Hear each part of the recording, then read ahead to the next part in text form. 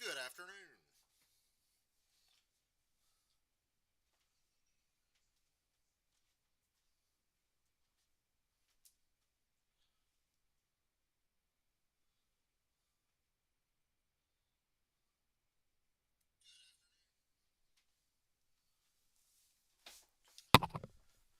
Need the SpongeBob announcer voice.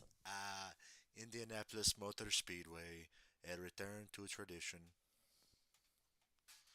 Return to tradition, indeed. As happy as I was to see the oval go away, I'm just as happy to see it come back. So, I think that's fair, is it not?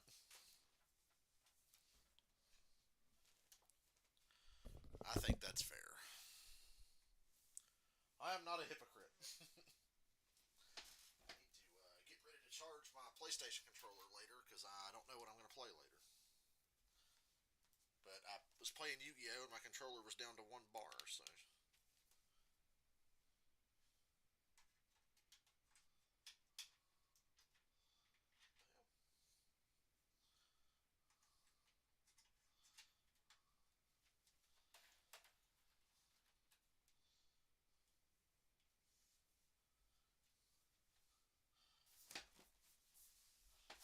oh, I have more leg room in here now.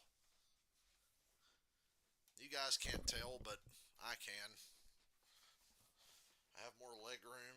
I can stretch my legs out while I sit here, lean back in my chair. It's great.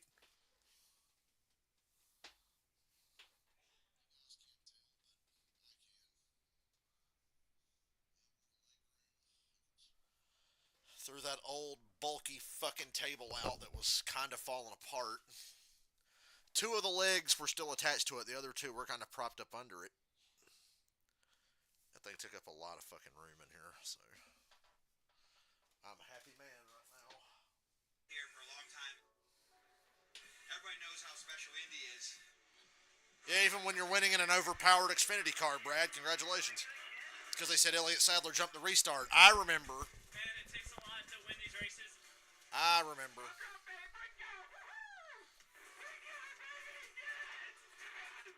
To win here is so special.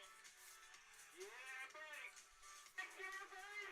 We just won in Indianapolis. How cool is that? Man, Calvert. How you like me now? History here at IMS is big. So are the names. Xfinity Series at Indy. I'm okay with that. Indy Lights don't race here anymore, do they? I mentioned the other day Indy Lights used to race here because I pointed that out when people were bitching that Xfinity got a oval race. There are a couple of years in 2020.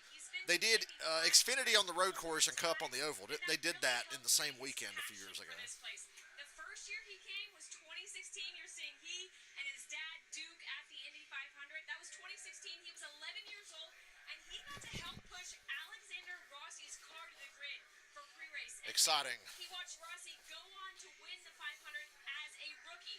Now, as a rookie himself, Jesse is hoping for big things today. He told me it doesn't matter what you're racing here, a stock car, an Indy car. This is a bucket list item, Dave. Parker Kligerman's crew chief told him, buddy, in qualifying, we may have less downforce than anybody else. Get ready to hold on. Parker couldn't. The car was too free, and he climbed into the wall in turn number one. So the car was damaged. They went back. They repaired it. Ultimately, the only piece that was replaced was the right front. Remember when Todd Dillon won here? Even the decals were taken off the old car and put back on. He passed Kyle Busch, didn't he? Todd Dillon's only Xfinity win was Indy. Much desired victory at the Indianapolis Motor Speedway. He will have to work hard from the back of the pack today, Marty. Steve, an interesting setup for the Xfinity Series teams today. A reduced horsepower package. Does that mean we'll see pack racing and drafting? Well, you would think you would. Wait, they reduced horsepower again? Even with the reduced power and reduced top speed, Huh. it has not improved the handling. I don't understand. So it's going to be a balance. Why not just run what we always do? That will be the question. How about SVG getting a race at the Brickyard? That's pretty cool. It's time to go NASCAR racing on the oval at Indy once again. Let's get the engines fired here at the Brickyard. And now for the most famous words in motorsports. On behalf of Pennzoil and Advance Auto Parts, please welcome Greg Phillips. All right, first of all, we want to say a big God bless America.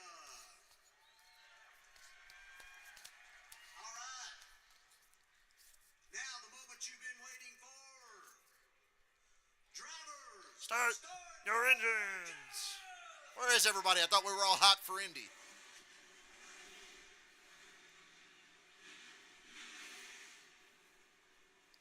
Well, that's a wonderful sound that we hear. The drivers have started their engines. You know, through the years, many things have changed here at this world-famous Indianapolis Motor Speedway. At one point in time, this racing surface was 3.2 million bricks.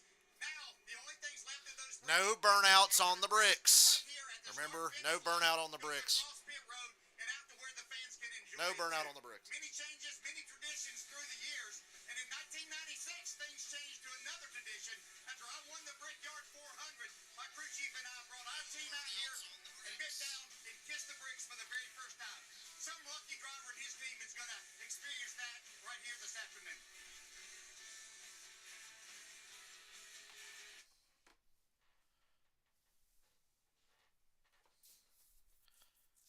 So they reduced horsepower, but they're running the regular aero package.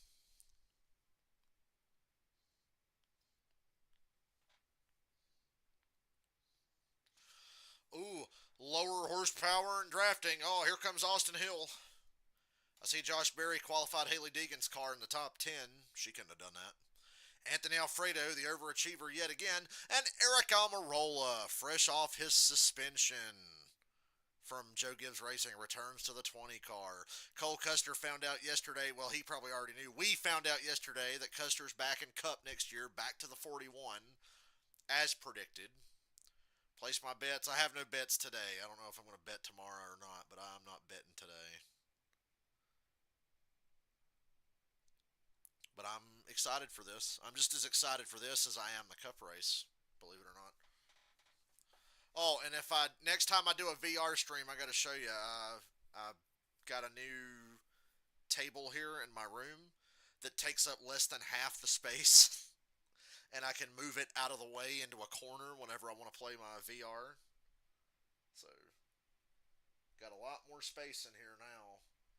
And there's another project I may dive into later, but it's a pretty ambitious project. I'd have to find a fucking place to put all this shit, but I need more space in here. There's just no two ways about it. I need more space in here. And we've made some already today, and I may make more later, or I may save that to be a project for tomorrow.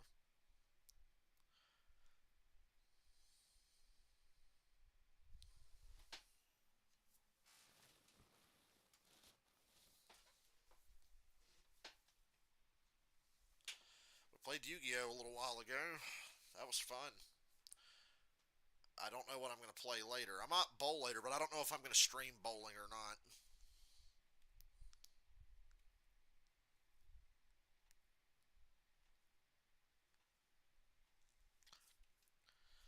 Did that shit for 3 hours yesterday. I was so tired playing Killer Clowns last night.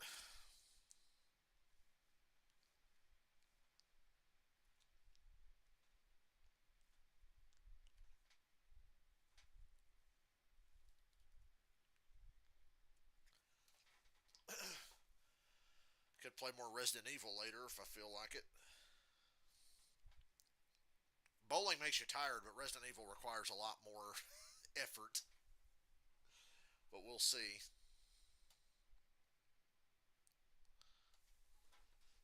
Indy. Racing from Indianapolis Motor Speedway. Welcome to the Pennzoil Could play more Yu-Gi-Oh! Later. I don't know. LA Noire, Yu-Gi-Oh!, Resident Evil, bowling. I don't know. Check in with Kim Kuhn. Well, Marty, a great qualifying effort by Anthony Alfredo, his best start of 2024 in his first start at Indy. The 5-car will start 5th. This small team doing big things with a fraction of the resources. This is actually their Nashville Fast car. Pasta living up to his name yet again. Unlike other teams, they don't have a specific car for Indy or a specific speedway car. Excited to see what they can do today. Here's Dave. Jeff Burton will start 11th, and in P6 yesterday in practice, he knocked another half second off of it in qualifying. So 2 career wins for this guy.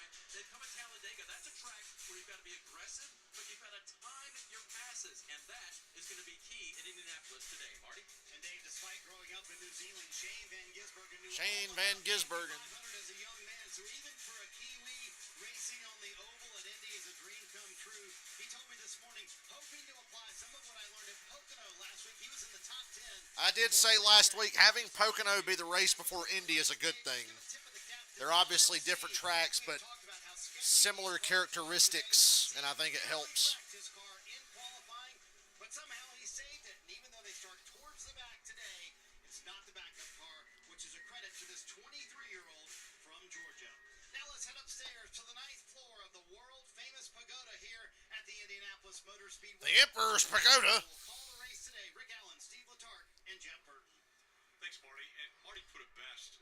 Is the TV turned up loud enough in the background? Sometimes when you come to this racetrack, Somebody let me know. sometimes it's Or as a not. spectator and you get to watch one of the greatest spectacles in racing, or some of these drivers are here for the very first time.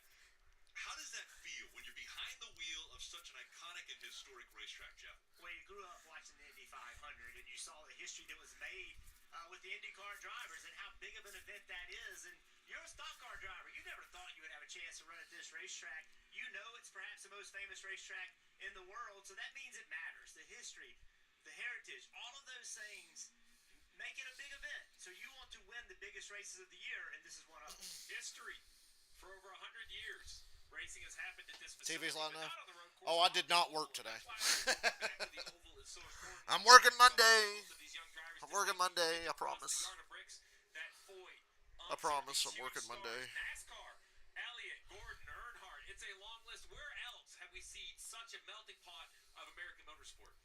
The front row for this race is made up of Stuart Haas Racing drivers. Cole Custer won the pole. Just outside him, though, Riley Herbst will start second. Let's dial him up on the radio, Jeff.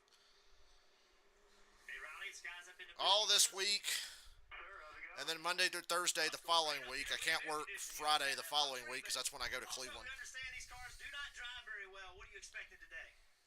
I don't know, Vernon, but first and foremost, I am just so proud of all the men and women at Stuart Haas Racing for sticking with me and Cole to these.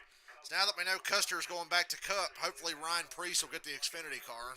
Indy, but you said it best. I don't know if this is going to be a handful when we eventually get back in traffic, and we're going to have to be smart and try to. I heard Riley Herbst might be in a third 2311 car next year. Can you believe that shit?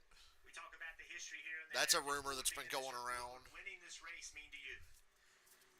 I don't know, Jeff. Everybody says that Daytona is the biggest race, but every person around the world knows Indianapolis. This is the world speedway, so it's just an honor to get to drive around this place, let alone a chance to win here. So it's a very special place. Front row start for Stuart Haas. We can get it done today. Good luck, buddy. We'll be riding with you.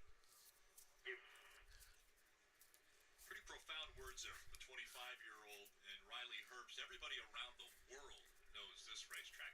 Before that green flag flies, let's get a few more stories, and we'll start with Marty.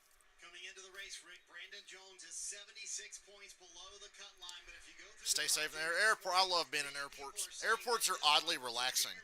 Once you've gotten past the security line, it's pretty chill being in an airport. every race he's run here on the oval at Indianapolis. I asked him earlier this morning, what's been so good about this racetrack for you? He said, I don't know. I've always connected with this track, and he agrees. He truly feels like this might be his best shot of the year to get to victory lane, Kim.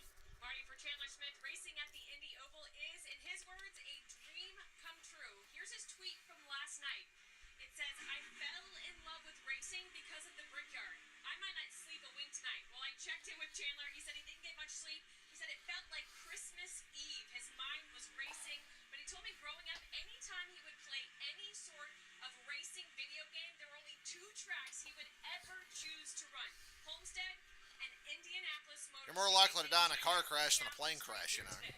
So is Sam Mayer, locked into the playoffs with 2 wins this year. But practice here, well, it was kind of crazy. A tire rub and on the splitter in practice limited his time. They fixed it. They changed the left front splitter, and he only got about 15 laps. Thank God we got a weekend of good weather. Knock on wood for tomorrow. It's supposed to be good tomorrow. Qualifying, Sam said to his crew chief, I'm going to send it. He did. That was good enough for 4th place. And Sam Mayer from Wisconsin, he too could win a dream come true this afternoon by winning at the Brickyard. Thanks, Dave. All right, let's look at the particulars. This 2.5-mile racetrack. Steve, take us through the race analysis. Yeah, we know how the famous racetrack and the shape, but it's going to be 100 laps, 30 laps, stage 1 and stage We're finally going to get that scoring pylon crash we've all dreaded at Indianapolis for years. 44, 45, 46 laps on fuel. Pit road speed, though, is worth noting. 45 miles per hour. That's 10 miles per hour slower than any other races on the oval. We normally adjustment, one of the narrowest pit roads on the circuit, so we'll see if everybody can make that adjustment successfully. Very narrow pit road here. We deal with this every time. Whether it's the road course or the oval, pit road's the same. It's the same narrow ass pit road. Yeah, well, you can see down there at the cut line, Sammy Smith. Steve, I heard you talking about it on the front of the grid. He has not been doing what we thought he would do. Ryan Sieg is catching up. Ahead of them, though, Parker Kligerman. He crashed in practice and qualifying rather. He's got to go to the back. The 9 car of Jones, if he can win and he has a fast race car, that would shake this whole playoff standings up. Marty. Greg, speaking of drivers who will go to the back of the field, add Austin Hill to that list. He is up near the top of the playoffs. Planes intimidate you. Well, you ain't got to fly them. You just got to sit in them. That's why they're gonna I imagine flying a plane is a very intimidating prospect. here at Indianapolis. They figured while everybody was coming down pit road to check their speed, they would stop in their stall, let the entire field pass by, and then they would join at the rear of the field where they will start today. Yeah, it's just a tall task. You know, 100 laps goes by in a hurry. Coming to the green. And I don't know what kind of opportunity you're going to have on top of the pit box. Putting the headset on now. Today, this is going to have to be, I think, one of those Oh, I love my new table. This leg room. I'm so much more comfortable in here right now. I didn't realize how uncomfortable I was because when I sat in my computer chair in front of that table, I couldn't like stretch my legs out. Now, fucking big pimpin' here, lean back in the chair with my legs out. Need something to put my legs on. Oh, it's nice. Leg room. By the way, they're running a low horsepower package with the regular Xfinity Aero package, so that's an interesting combination. The low downforce, but low horsepower. Usually they do low horsepower, high downforce. Today it's low on both. I don't know why they feel the need to lower horsepower here. If you're going to run lower horsepower with the Xfinity cars here in Indy, you might as well put the big spoiler on the back like we did back in 2019, last time we raced here. I think Allgaier won that race. My old table, I threw it out. It was fucking big and got in the way. I wanted more room, so I threw that fucker away. Green, green, green. A little pushing and shoving here on the start. And the low horsepower cars creep across the start-finish line towards turn 1. 2x2 into turn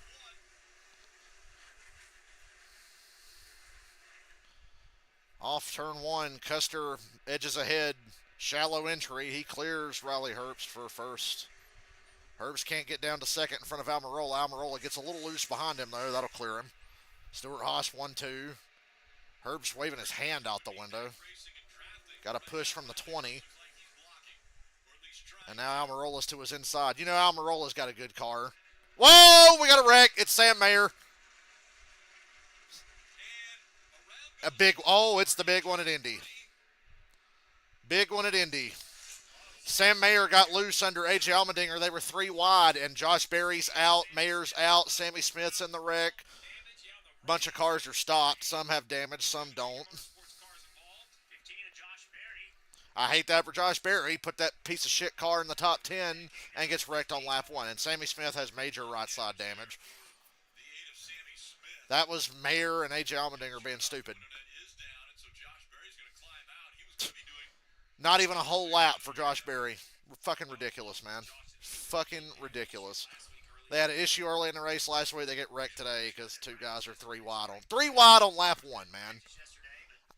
I know you've got lower horsepower. Jesse Love's got major right front damage. Connor Daly's got left side damage. Jeremy Clements is torn up on the left rear and right front. It started with Sam Mayer. I saw it, and they didn't stay with it. They cut away to show the back of the field, but I saw this coming. 3 wide around the top. That was kind of AJ's fault. Allgaier barely. You see Allgaier get hit in the rear. Chandler Smith got into him. Ridiculous. This was so unnecessary. There was definitely contact. I don't think Mayer knew AJ was there, or he just arced too wide to get into the corner and got into him. Indianapolis used to be notorious for early crashes in NASCAR. I remember a lot of Brickyard 400s I watched had an early wreck. And there you go. We're back on the oval. We're back to early wrecks at Indy.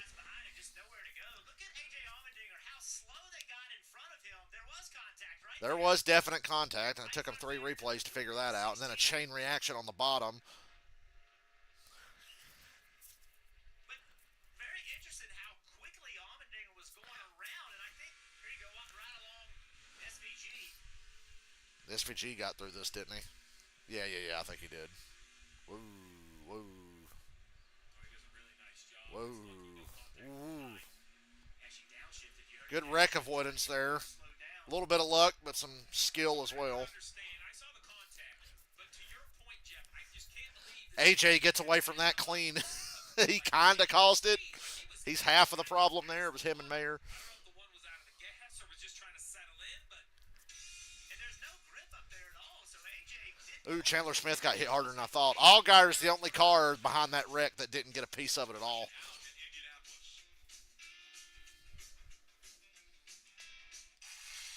Indianapolis. Okay.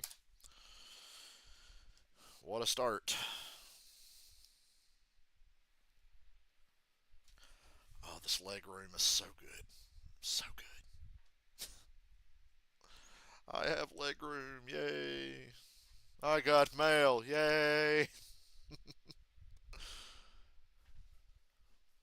I need to go drawer by drawer over there later and pick out the stuff I'm keeping and pick out the stuff I'm throwing away from that dresser. And then the stuff I'm keeping, find a place to put it. I will figure something out to get that fucking thing out of my room and out of my way. Shit's gotta go, man. Shit's got to go. If I get that out of the way, I can start using more shit in that closet. I've got a lot of closet space in there I can start using. Right now, the way my room is, I can only use like half my closet. If I get rid of this shit, I can use every bit of that closet space. Fuck yeah. I don't know if I'm going to do it today, though. I'll probably do it tomorrow. If I wake up early enough tomorrow.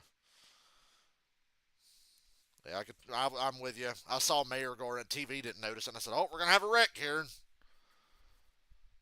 And, yeah, as many cars as that was in front of. I'm just surprised it wasn't worse. Pretty bad, but surprised it wasn't worse.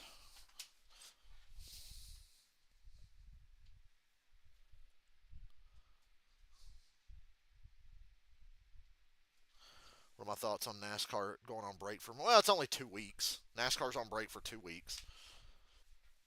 Next week and the week after. I'm going to enjoy the break because I get a week at home and then I go to Cleveland for SummerSlam, and there's going to be no NASCAR going on during SummerSlam weekend. So it'll be nice. NASCAR's obviously my favorite sport, but we can't miss you if you never go away. So 2 week break and then the rest of the season. Next year there is no 2 week break. There's only going to be one off week next year again. It looks like. I think there needs to be.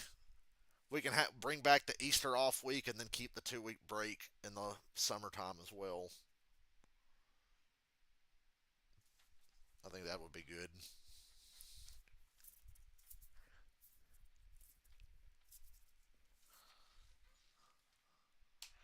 Back to Indy. NBC Sports coverage of NASCAR on USA is brought to you by Toyota. Let's go places. Toyota. Incredible event, NASCAR American Express Card. And by Liberty Mutual Insurance. Only pay for what you need. Liberty, liberty, liberty. Big shot of NASCAR's like the only form of racing in the world that doesn't have like regular breaks. Speedway, Indiana. Take a look at what happened here. This is strange. To be honest, we're still trying to Sam Mayer really checked up here. a little bit. I think trying I can't believe AJ didn't get destroyed there. 88 if Waffle was there, there's nowhere to go, and then AJ jumps up and makes it 3 wide. That's not Jeb Burton got a bunch of that too. Noah's got some prize. You don't want to 10 car got stopped, it looks like. they were right Josh Williams made it through. what he's seeing. Weren't even up to speed yet, really. We were towards the end of the backstretch. They were up to speed. Maybe Mayer's thinking about going to the bottom, decides he can't, and now AJ is up there 3 wide, contact. They just all happened really quickly. Sometimes, Steve, these wrecks happen, and it's hard to say it was that person's fault, right? I mean, just everybody trying to get in I hate that line. for Sam. I really do. We talked about this low horsepower package You're all excited to race at Indy, on the and then inside that happens. because they were drafting. Just a very odd looking wreck. the whole cadence of the turn 3 just didn't look normal to me. To your point, sometimes it's just a wreck. Racing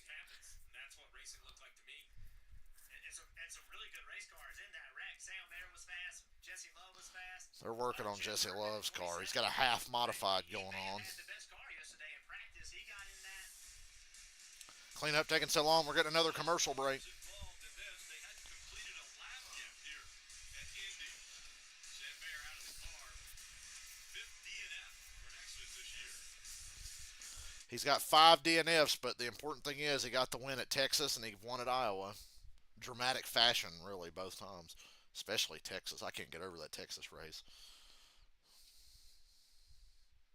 Man, when I took the old table out earlier and I slid this little one into the corner, I turned into Will Ferrell and John C. Reilly and Step Brothers going, "Oh my God, so much room for activities."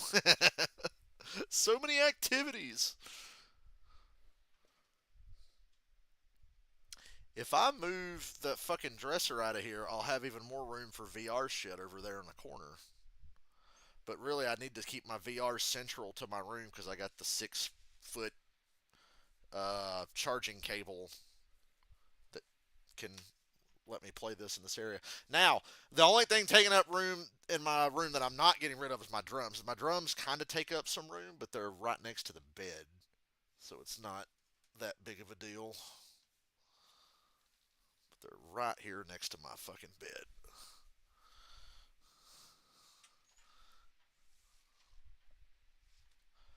You missed a dramatic Yu-Gi-Oh! Duel earlier. I did one of the story deck duels against Maya and her bullshit Harpy cards. And at the end of the duel, I had 100 life points and she had 50. It was that close. I made one mistake. I would have won the duel way earlier. I used brain control on her Harpy Lady Sisters and forgot that at the end of the turn, she gets it back. So I should have tributed her Harpy Lady Sisters while I had control of it to summon one of my monsters. I was like, oh, I used brain control on your Harpy Lady Sister. And then I gave it back to her and I had nothing on the field. And I was like, oh, fuck. No, I don't have a garage. We do not have a garage. It'd be nice if we did. If we had a garage, I would play my MetaQuest in the garage. I would prefer to do that. If I had more space, it would be nice.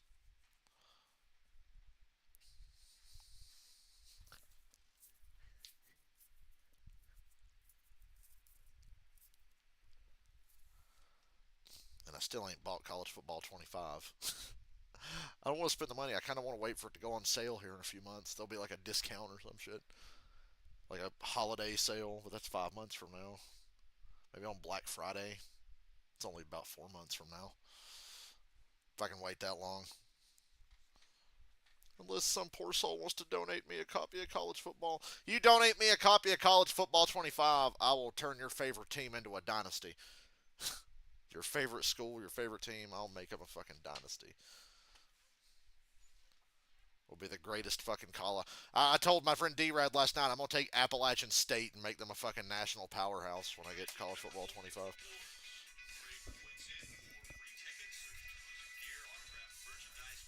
Just visit NASCAR.com/fanrewards. Start today. Today's aerial coverage is brought to you by Shady Rays as we look down on Speedway, Indiana here, and this historic racetrack. Historic. Area. The uniqueness of this racetrack are their homes right along the street here in Georgetown, which is right across the street from the racetrack. So nestled right into the neighborhoods here in Indianapolis as we take a look at the playoff standings and the points. Appalachian State, yeah. Better believe it. Not a big deal for Sam Mayer. He's got 2 wins. Western Carolina. Yeah, but Sammy Smith, Ryan Sieg, Brandon Jones, it's a completely different look than it was just about 5 minutes Oh, ago. boy. Chandler Smith went from a 12-point cut line gap to 3 points after that rank. Josh Berry looking for some extra And seats poor in Josh this. Berry. Unfortunately, won't get much of that. What happened? I was trying to watch the replay in there. It looked like Sam got 3 wide middle and got loose. And just, we all stacked. We couldn't see. We're all piled on top of each other. Couldn't see and kind of stacked into it. Rex. So just. But I thought Rex and bullshit only happened on the road course. Top 10. This was in the wrong spot there, wrong time. So just want to thank everybody at AM Racing, Clutch Vodka for having me these last couple weeks. I hate we didn't get results that we should have, but the car was pretty solid in practice and obviously qualified well. I was excited to see how we did today. That's Josh Berry. We'll see him tomorrow in the Cup race. Yeah, wanting to get a little extra track time, and it was about 3/4 of a lap is all he was able to get in the Xfinity Series.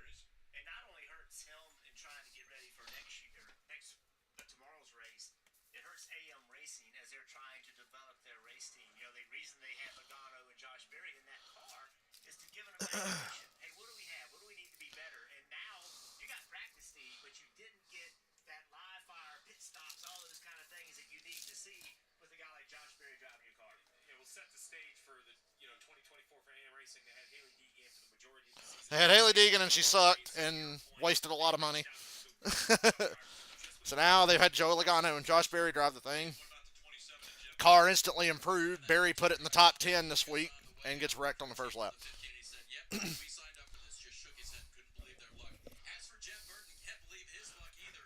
The crew asked him once he got back out there, hey, how is the steering? Is it straight? And he goes, no, it's about 2 inches to the right, which is not good.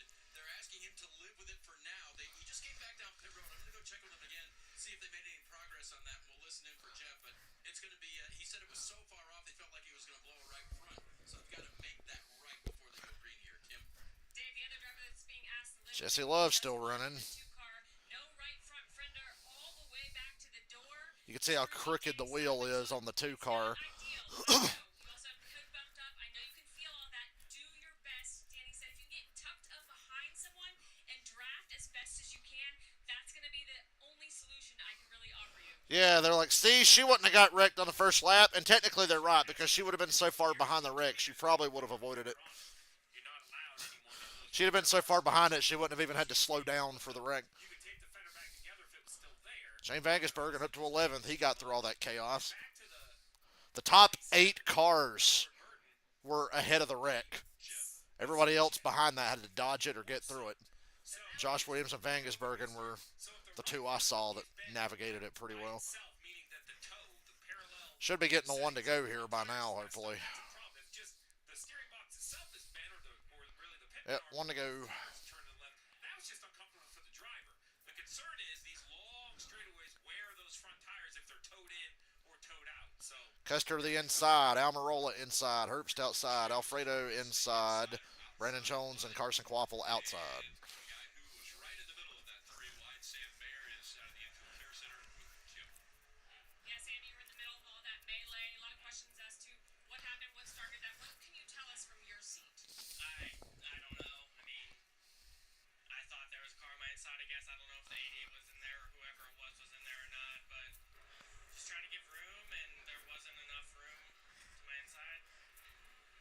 Oh, yeah, that's stupid. Okay, frustrating. Obviously a really crappy way to kind of go into the off weeks like that.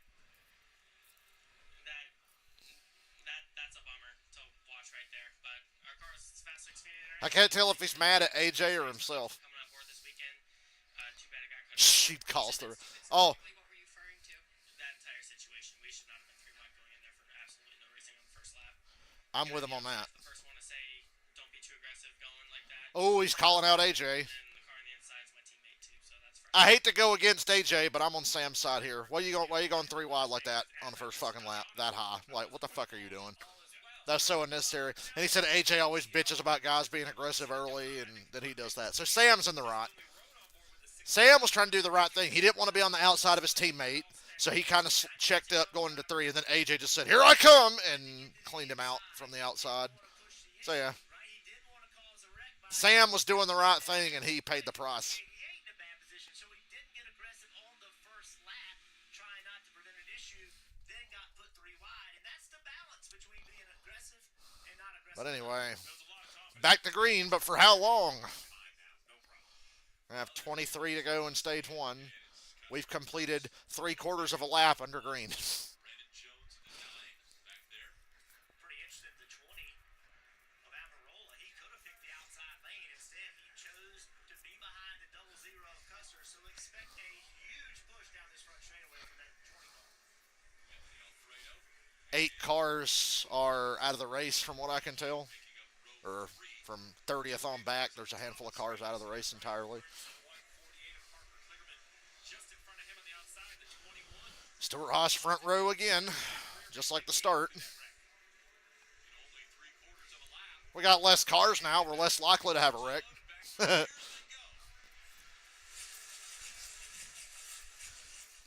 Starting to see some Pocono-esque moves back there. Ooh, Almirola and Brennan Jones almost touched there.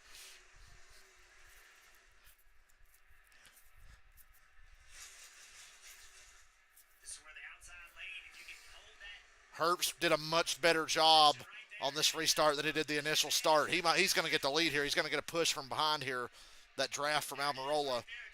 And then Almirola ducks to the bottom, and Custer throws a big block. Almirola back to the top. Brandon Jones looking for somewhere to go. Herbst is the leader, but he's not quite clear yet. He is clear at a turn 3. Nope, not quite. He was just about clear. He's got to give the bottom up to Custer. We made it to turn 4 this time, y'all. Side by side down the front stretch. They're going to be a 3 wide pass for the lead here come to start finish. Nope, Custer blocks it. This looks like a slow motion IndyCar race. Custer leads, Almirola second, Jones to third. They all pushed by the 98. But then Herbst has the outside in the corner, which can be an advantage.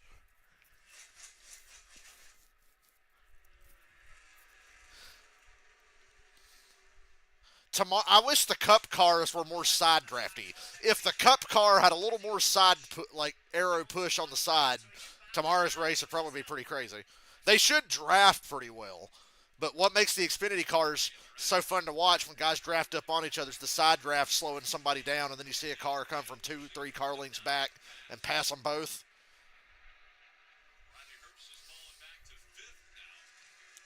We made it a whole lap under green, and we're going to complete 2 under green. Holy shit. Custer, Almirola, Brandon Jones, Alfredo. Herbst fell back to 5th.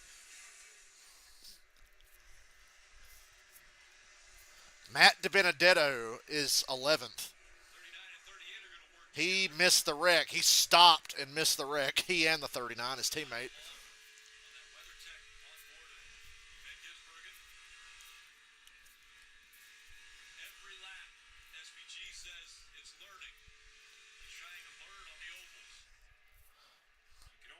Everybody that catches the 98 just fucks him so bad. Allgaier with a 3 wide pass on Quapple and Alfredo down the backstretch. Allgaier won here last time we raced on the oval, and he drafted very well to do it.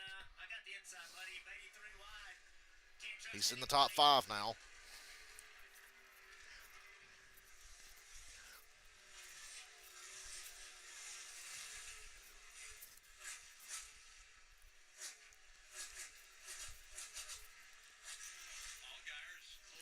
Pretty good crowd for an Xfinity race, too. I heard attendance is about 12 to 15% higher than it was since 2017 here for the NASCAR race at Indy, so that's good. It's not like a major increase, but it's an increase. Hopefully that continues to grow over the next few years. If Tamara puts on a great race, I would expect that to grow even more next year. We're never going to get back to what the Brickyard was, but we can make it look presentable at least.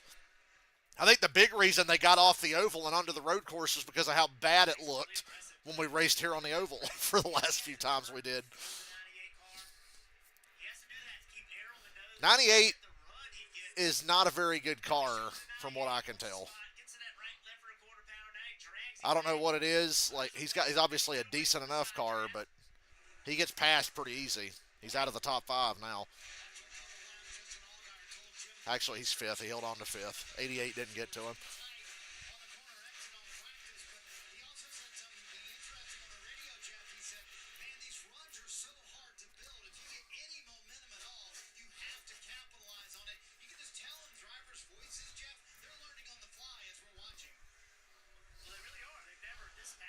Oval Xfinity Series Indy winners. Kyle Busch, Justin Allgaier, Brad Keselowski, William Byron, Ty Dillon. Ty Dillon actually won something.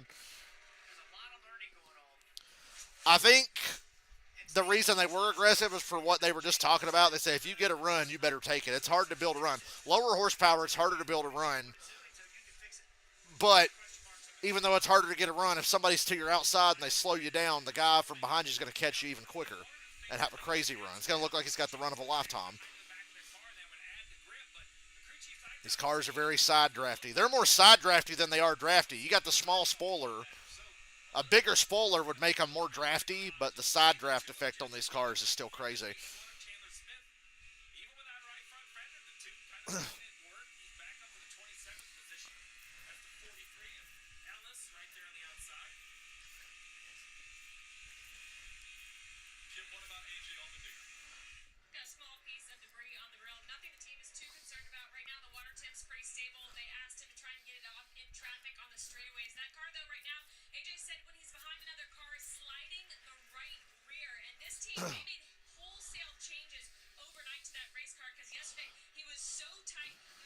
like I said, a bigger spoiler would make them drafty, but the smaller spoiler makes them harder to handle. So even though you've got lower horsepower, it's still kind of a handling race. You're seeing a lot of guys with handling issues, and AJ's one of them.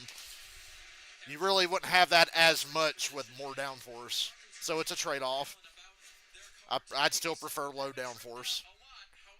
But I figure with the lower horsepower, they might as well have run high downforce. But whatever, I'll take low downforce. Might have a battle for the lead here. God, that makes me sick. They're only hitting like 170 at the end of the backstretch. At least we know the Cup cars will be like 190. Yeah, that's the thing. You can make the car have as much straight line speed, but if you have to get out of the gas more than the others in the corner, you just kind of erase that advantage and it goes away. The battle right here, we saw that. AJ's got grass on the grill. Grass on the racetrack. Look at the grill, the 16. I thought they might have cleaned all that off. All right, well, hell, I guess that's from the actual wreck because he didn't pit. Could we not get that grass off the racetrack? Like brush it back down into the grass? You don't want to keep it. You don't want to clean it off because it actually helps the performance of the car. It takes drag away and adds downforce. Custer trying to break the draft on Almirola. That's right. As long as the engine doesn't run too hot, I agree. Leave that on there. Almirola showing the experience he has. We talk a lot about, Almirola's raced here just about more than anybody in the field aside from Allmendinger. When you think about it. Allmendinger, Allgaier, and Almirola have the most experience here.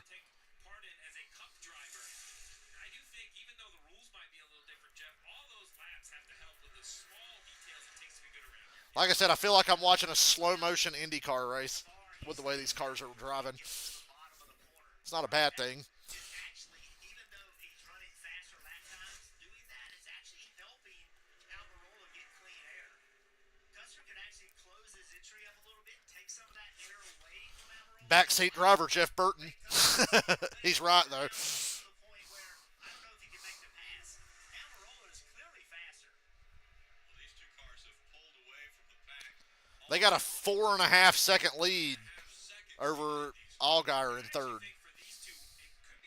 That's pretty crazy. So this is one of those tracks that even with the new pit road speed, there's some debate on whether you could pit on the green right at the end of the stage and save a lap or not.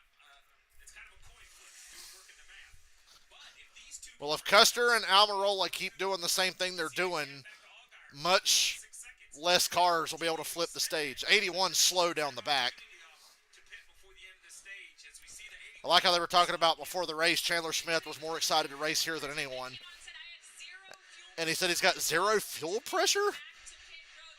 We're 17 laps in. And the 81, caution's out. 81's not going to make it back to the pits. He was barely halfway down the backstretch, and he's moving at a snail's pace, so we got another caution here. How do you have no fuel pressure after running 17 laps? Not just 17 laps, we ran over half of them under yellow. Herbst and Brandon Jones having a fucking pay driver mid-off. Not happy with each other. So that was an interesting battle between the 7 and the 9 and the 98, and it was interesting. Chandler Smith's a lap down and still barely moving. Having to work together.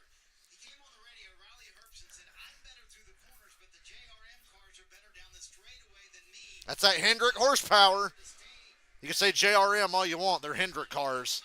Herbst said we're good in the corner, and he is good in the corner. If you go back and watch early in the race, I was like, man, he's hanging tough on the outside in the corner, and then he was getting passed with ease down the straightaway.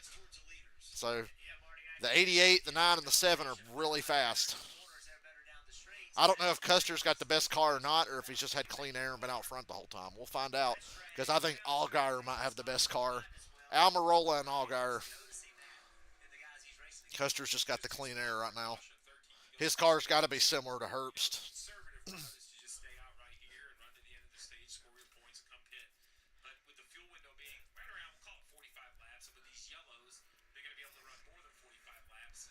You could. If I'm outside the top 10, I'd pit here. Need fuel again until the end of stage 2, which I expect to see everybody pit again as well. So Ride in the draft down them straightaways and save gas. Not to mention all the caution laps you're getting here and for the stage end. So yeah, this is within the window of just pit here. Crew Chiefs opt to do that. Little strategy move there. I would pit here if I was outside the top 10. Well, I think Almirola just he doesn't want to be full time anymore. But you're probably right. Almirola would probably be better in the 19 than Chase Briscoe is going to be. You're probably right. I can't argue that. Almirola's shown he can actually win. When he won New Hampshire a couple years ago, that was legit. So he can win. Yeah, and I know Briscoe's won a cup race too, but Almirola's much more consistent than him. More experience, more consistent.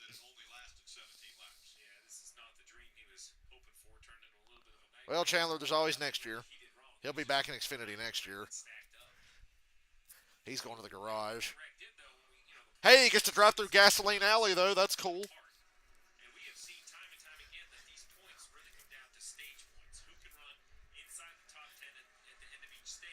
Pit road is open. We're going to have a lot of takers here from the looks of it.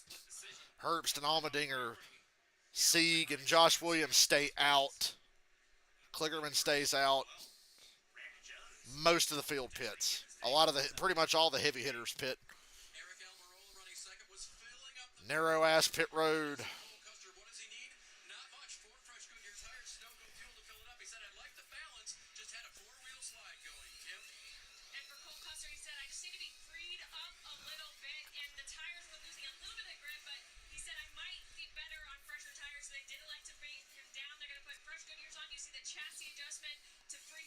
You know, they actually made the pit stalls bigger for NASCAR. The pit stalls are only supposed to be that concrete part, but because of NASCAR, they widen the pit stalls a little bit.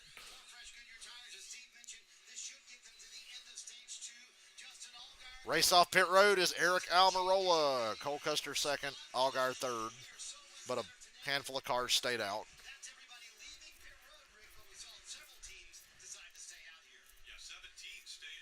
7 cars stayed out. Riley Herbst, Stage Allmendinger, Ryan Sieg, Josh Williams, Matt DiBenedetto, Daniel Dye, and Parker Kligerman.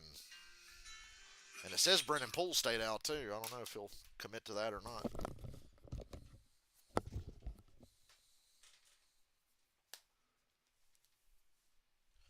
Oh, what am I going to eat today?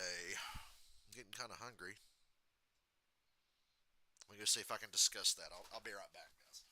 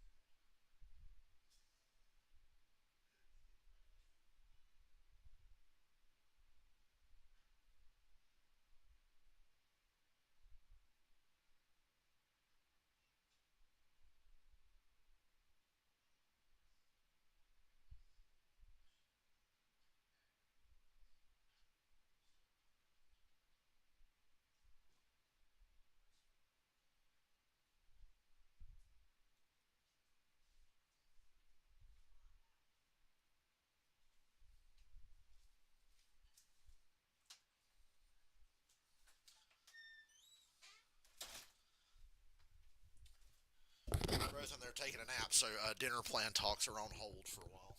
Give me time to think. You know, Taco Bell, I'm just too picky to eat at Taco Bell. Like, everything they have has shit on it I don't like, and I don't feel like being, hey, can I get this without this, and this on it? You know what I mean? So I just never bother. But I've been in Taco Bell lately a couple of times to get food for my grandparents because they eat Taco Bell, and they're not picky like I am. And it always smells so good in there.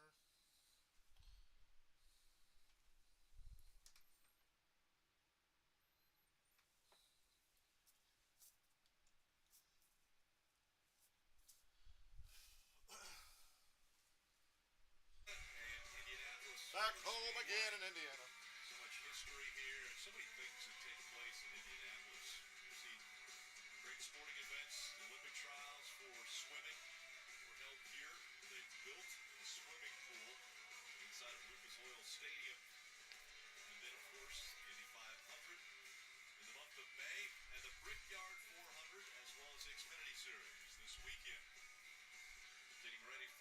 start. You're watching the NASCAR Xfinity Series Pennzoil 250 from Indianapolis Motor Speedway. Marty. Rick, that was a very fortunate pit stop for Brandon Jones and his race team. Philip Bella's crew chief did not know it, but when they came down pit road, they took all 4 tires off.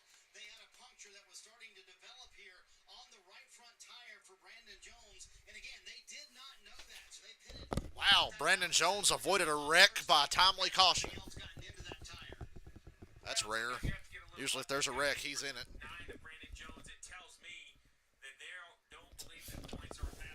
They don't care about their stuff. I guess not. Hell, I wish there was shit at Taco Bell I'd eat. Maybe I'll look at the menu later, and if I can order online, I can take all the shit off I don't like without having to awkwardly ask. A good taco with some steak and shit in it would be nice. I've been eating a lot of hot dogs lately. I've never been a big hot dog eater, but I eat a lot of cookout hot dogs, and there's a little local restaurant here in town. The food sucks, but their hot dogs are amazing. This place called Greens. Everything on their menu sucks except the hot dogs. They got a lot of shit, but none of it's good. But the hot dog and whatever they do with their chili tastes amazing.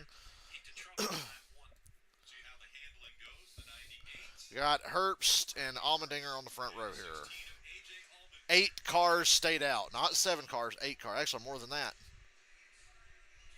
Hell, a bunch more cars stayed out than I realized. Over a dozen. 10 to go in the stage. I'm glad Connor Daly didn't get tore up too bad in the wreck earlier. A lot of guys up at the front that really don't belong there, so this could be an intense... Herbst almost took out Allmendinger. Almost. Yeah, attempted a side draft. Might have cut a tire. I don't see a rub yet on either car.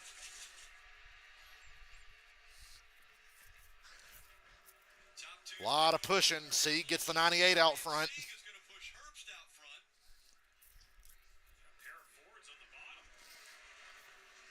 DiBenedetto was already running well before they stayed out. Now they're in the top 5 because they stayed out, but he was actually doing pretty well before the caution.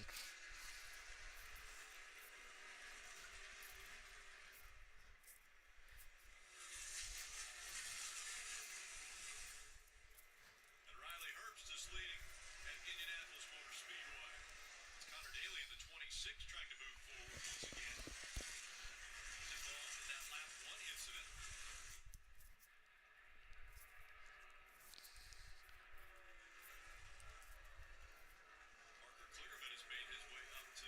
Spot. Remember, he started all the way at the back of the field. So taking advantage of pit strategy, we see Shane Van Gisbergen trying to make the pass here on Anthony Alfredo.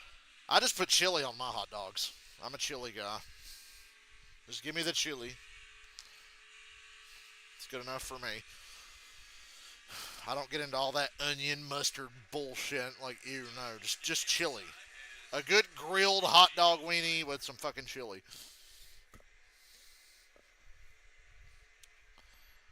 Big block down the front stretch. Allgaier threw on Custer there. What happened to Almirola here? Woo! Balicki, well, nothing really happened. Balicki got loose into a corner. And then the 5 car, well, okay, Alfredo had the rear tires up off the ground on Almirola's car there when he was checking out for Balicki. See if Parker Retzlaff can complete this pass.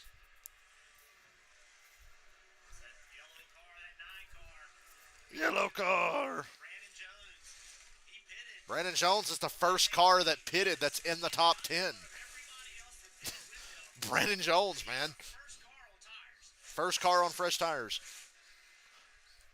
9th place, going for 8th. 8th place, coming to 7 to go. Big push from his teammate here down the front stretch. He's bringing Justin Allgaier with him. God, it's so weird. The top 2 cars can just check out. This is the second run in a row. I think they figured that out because Custer and Almirola did it. Now Allmendinger and Herbst are building a big gap. Or excuse me, Sieg and Herbst.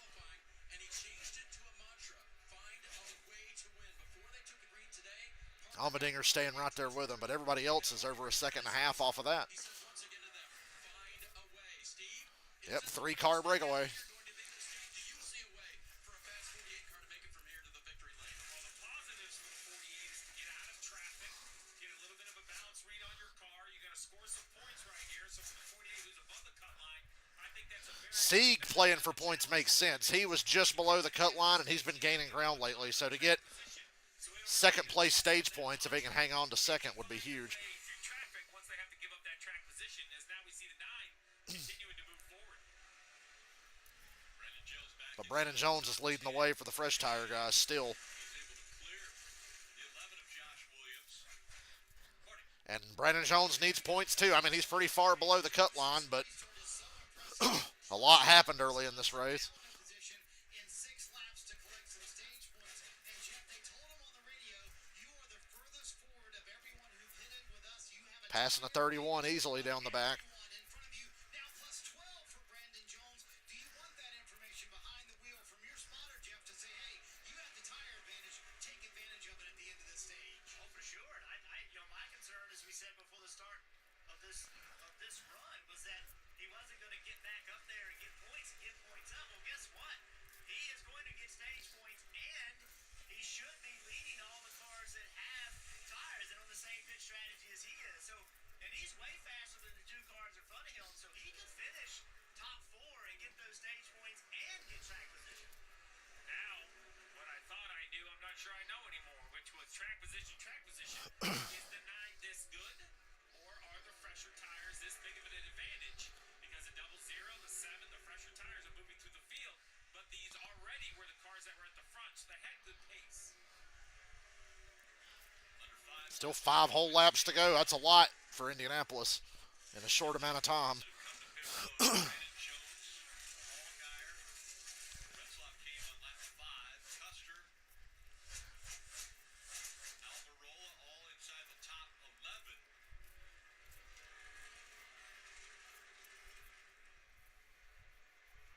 Herbst is starting to pull away from Sieg and Allmendinger Under 4 by himself. You see Brandon Jones is caught. Benedetto, Parker Kligerman is right in front of him.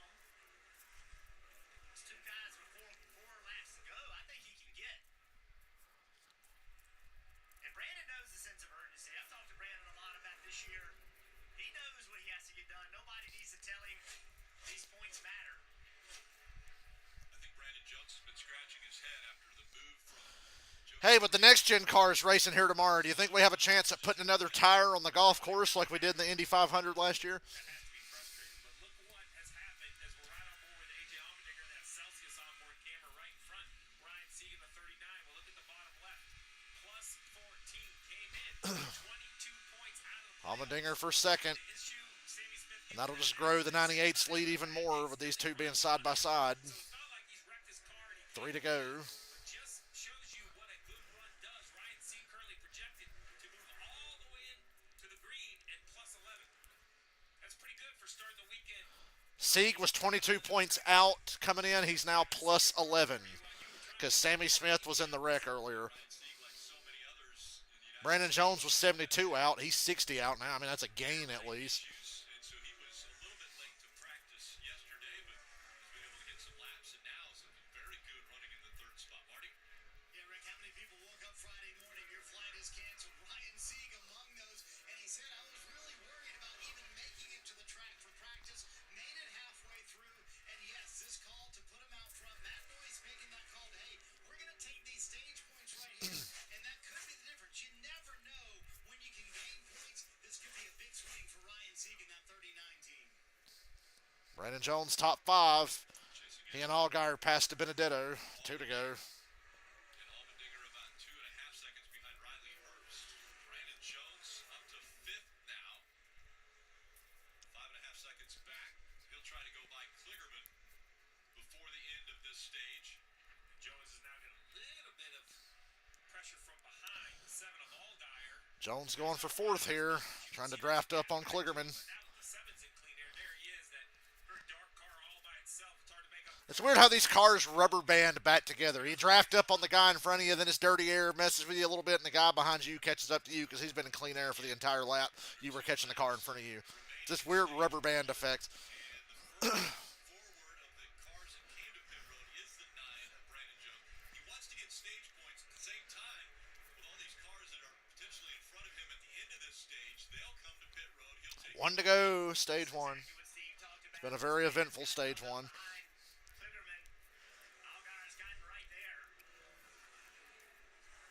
last lap of the stage. Is Allgaier going to be able to clear him now? Brandon Jones. Kligerman gets a little loose off of turn one. He takes the spot. Brandon Jones, fourth place.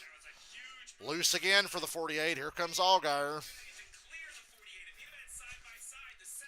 They're bringing Custer with them as well. Brandon Jones will be the leader. These guys are going to pit here. If he can hold off the 7, he'll be the leader. Kligerman's struggling. He's loose. He is really loose. Riley Herbst is going to get the win for the Handling still matters. I like that. is taking place. Custer gets by the 48. 48 lost 3 spots in 1 lap. Riley Herbst, stage winner. For Riley Herbst as he crosses the yard of bricks. Allmendinger will be second, third, Sieg, and Brandon Jones holds off Allgaier for fourth, then fifth. Cole Custer battles back to sixth. Kligerman, Almirola, Quapple, and DiBenedetto rounding out the top 10 at the end of stage. You're neutral when it comes to the playoff format? Well, I fucking hate it, personally.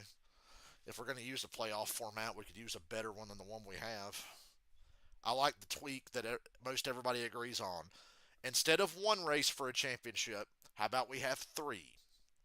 3 races, 3 completely different racetracks, 4 drivers. Guy with the most points after those 3 races is the champion. That's a lot more fair than just 1 race. Because then you get shit like last year. Oh, Christopher Bell, brake rotor exploded. Well, you're out. No championship for you, you know. Like, it'd be nice to have 3 races where stage points and everything count, and the guy with the most points after the 3 wins. I could live with that. TV wants playoffs for some reason, so we can give them that version.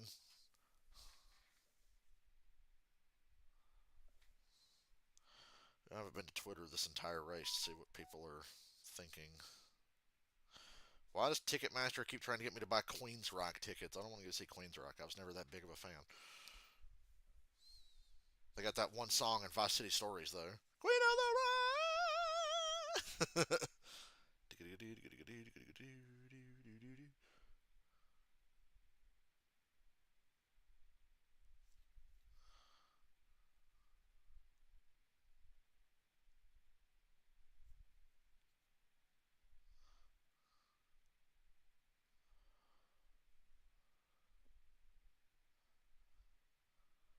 The fuck is that?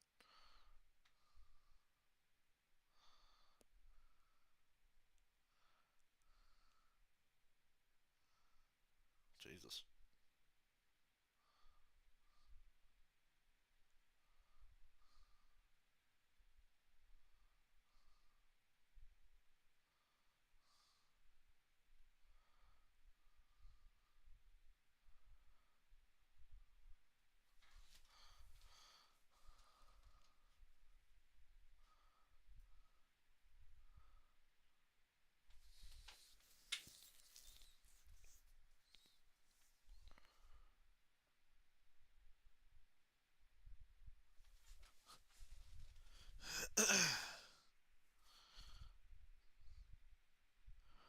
Martin Truex will start at the rear tomorrow and do a pass-through penalty.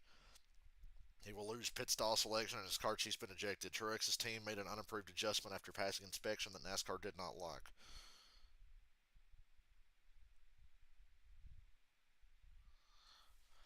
NASCAR's retarded qualifying format strikes again. Chase Elliott ran a 49.504. Hamlin runs a 49.589, but Hamlin gets to start on the front row. What is this fucking stupid-ass qualifying format, dude? I don't get it. How about the guy who goes fastest gets the pole, and the guy who goes second fastest starts on the front row?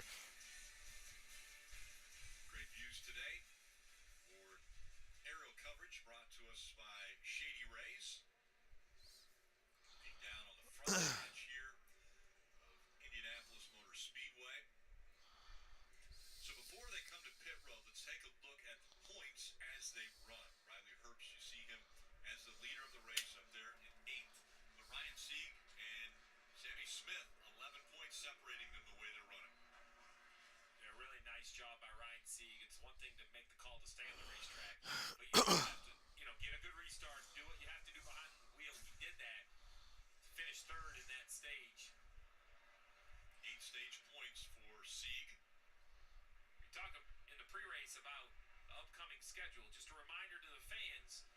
Xfinity has 7 races, including today. They don't work on the same playoff. Okay, my YouTube app froze, so I don't even know if my stream's still on. Hopefully, I'm still with you. Bristol, we see quite the variety of racetracks, 7 including today before the playoff field is set.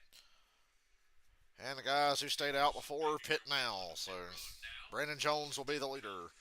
Just a few laps ago, Dave. Parker Kligerman got 7 stage points there. You saw him on the playoff standings. Still 11th out of 12, so he needed those points. Good run for them. He said his car was tight. They're going to take a big chance, but tape on the front of the grill, and then 3 rounds up on the track bar. That's significant. Still, I got a question. NASCAR saw the Atlanta Xfinity Series race this year, and it sucked, so they bring that package to Indy. Gotcha. I understand.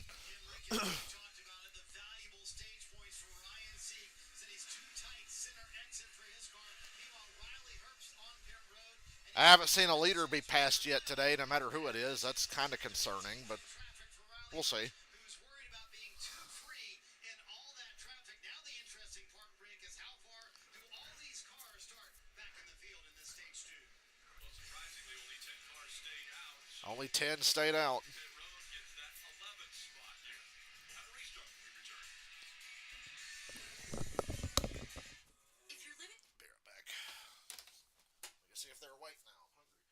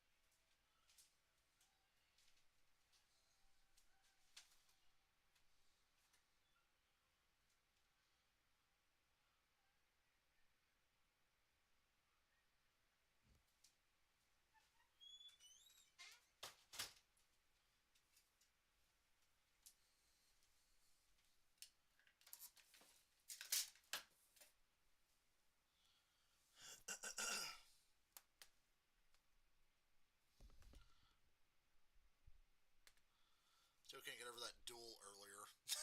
100 life points, 50 life points.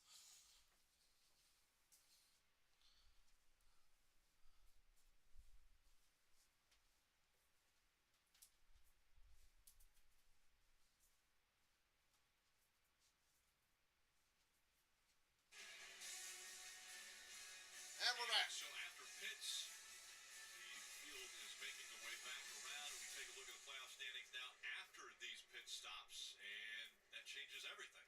12th right now is Parker Kligerman, 32 points above Sammy Smith, and Brandon Jones is now scored as the race leader. That gives you a whole idea of what would happen if the 9 would win. How much it upsets the Junior whole Motorsports front row. I'd look for one of these JRM cars to check out. You are now.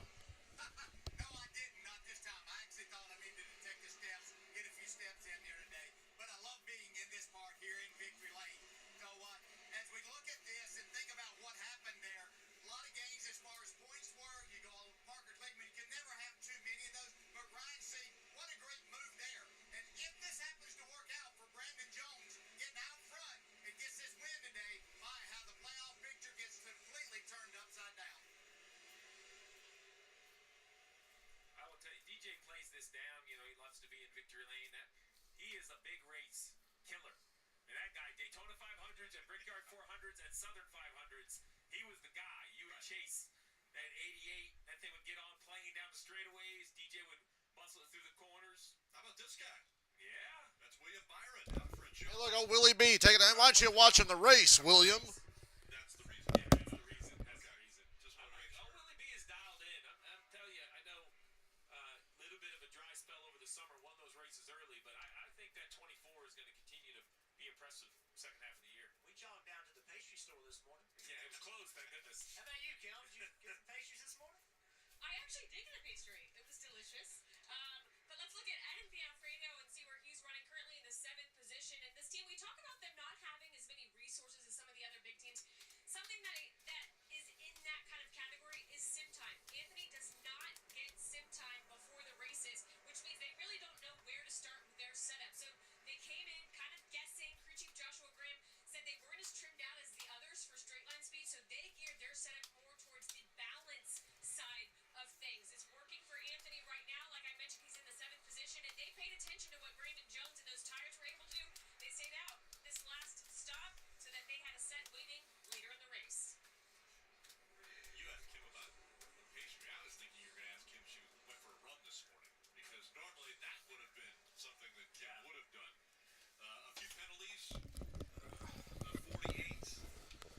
Stretching my legs.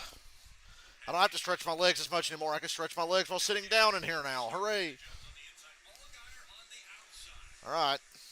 Lap 35. We're going to lap 60 to the next stage break. Green, green, green. Brandon Jones got through the traffic the best. Allgaier gets a big push from the 20, though. Into turn 1. Ooh, Allgaier kind of off-center there. Whoa, buddy. He wasn't centered with the 20 and got a little loose. Brandon Jones takes the lead. He was already the leader. He just clears the 7. Clean air is king. Something about a Menards car at Indianapolis, right? Just brings out the best in those Menards cars. That explains the speed in the 9 today, I guess. That and them Hendrick Motors and JRM cars have.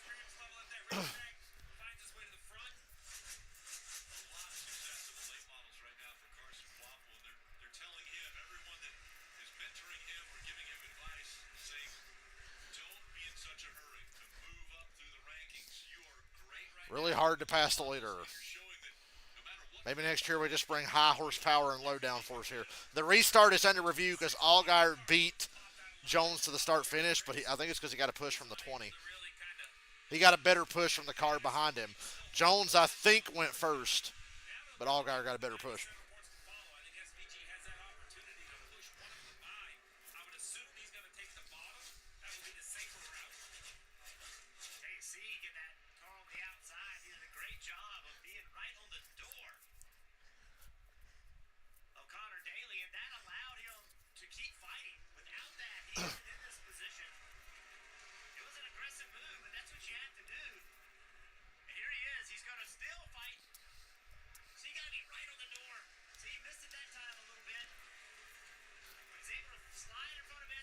Whoa. Sieg did not like that. Sieg is chasing SVG down to the inside wall. He was not happy. SVG got him a little loose. And that cost Sieg another spot. The 19, Joe Graff Jr. and the 19 got by him. Yes, kids, Joe Graff Jr. is in this race. And he's driving a Gibbs car.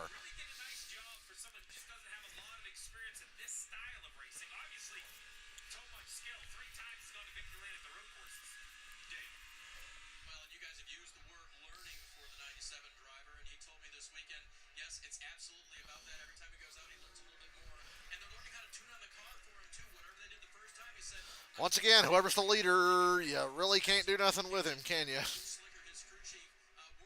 Allgaier's got to be better than Brennan Jones, and he can't pass him. So still no green flag pass for the lead. The racing in mid-pack, though, is insane. Look at this. They're all over the place here on the front stretch.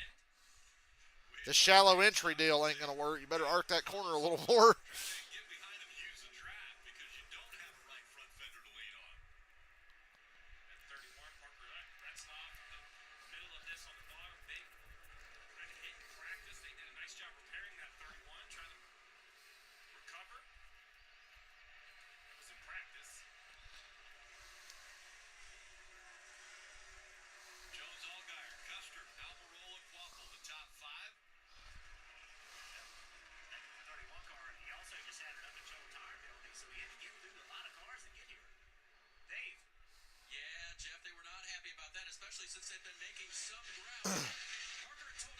Follow the leader.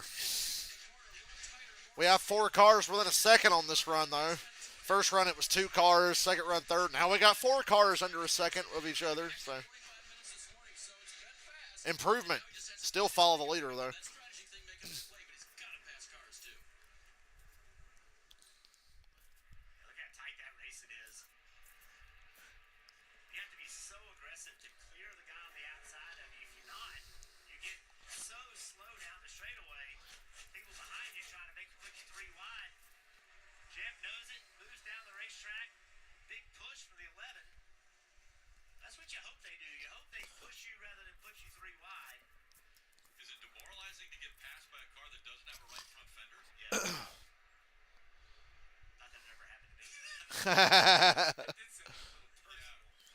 Experience, I think, speaking there, as we see Parker Kligerman easily go by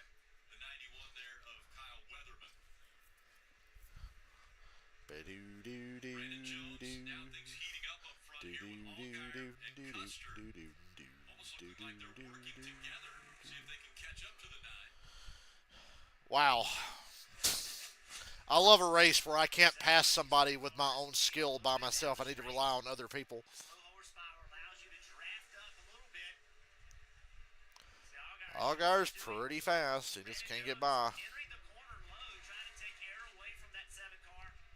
Allgaier will be lucky to keep Custer behind him with the way his car acts when he gets close to Brandon Jones getting into a corner. More straighter entry, almost like a defensive move. And look at the gap it created. And I bet the 9 went Still no green flag passes for the lead. Whoever gets out front just leads no matter what. Have you noticed that? Maybe next time we just like run the normal engine package. Maybe that'd be a good idea. I mean, we ran the normal engine package at Pocono. Why can't we do it at Indianapolis? They're both 2.5 miles with flat corners. Why can't we just run the normal engine package? Yeah, Burton, I'm on the edge of my seat knowing nobody's going to pass Brandon Jones here. Brandon Jones stormed through the field. Now he's trying to hold on to the lead against his teammate Justin Allgaier on the fresher tire. Got a little close. Watch this. They go in the corner, and oh, look at that. Allgaier can't get the car to hold the bottom. And the 9 drives away again. Regained 3 positions, and he has tracked down those And so on and so on. So was it earlier Brandon Jones having a quicker car than the rest of the field? Hey, but everybody wanted the oval back. You got what you wanted. I wanted the oval back, but I was neutral on it. Because I was like, I see the appeal of the Brickyard 400 and the prestige. But I did like the road course too. So I'm not against the oval being back, but everybody that was so adamant about it coming back, congratulations. Hope you're enjoying today's race. Oh, Allgaier got a better run. He's going to get him. Oh, yeah, he got him. Oh, my God, a green flag pass for the lead. Because Custer chose to follow him instead of the 9, which is the only reason this pass happened, by the way. So it's still not great. Now Allgaier pushes up off the corner here. Now Custer's to his inside. 2 green flag passes for the lead on the same lap. Brandon Jones going to push his teammate, right? Right? Yes. 20's drafting up. Look where he's going to go. Wow, he went by the 0-0. He went with the 0-0. So, yeah, 2 green flag passes for the lead in the lap. Nice. Custer out front. Brandon Jones second. Allgaier, big slide there. He's going to drop back to 4th behind Almirola. Boy, it takes a lot of work, but I guess it can be done. 3 spots in 1 lap.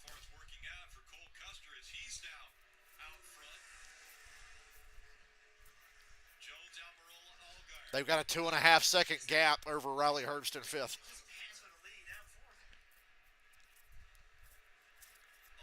Custer, Jones, Almirola, Allgaier. Herbst is way back there.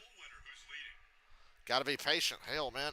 The only thing I hate is that you're so reliant on the car behind you. I hate that. Especially because, like I said, we ran the high horsepower engines at Pocono last week, so I don't know why we can't do it here. Not the worst race I've ever seen. I'm just saying I think it'd be better if we had a little more horsepower. Twitter's not enjoying this race, by the way. They're shitting all over it. Like somebody said, my theory is NASCAR didn't want the Xfinity car to put on a better Indy race than the next gen car, so they neutered the Xfinity car so the car tomorrow looks better. They don't like Xfinity being better than Cup. But it's their fault that it's that way because their next gen car sucks and the Xfinity car is really good.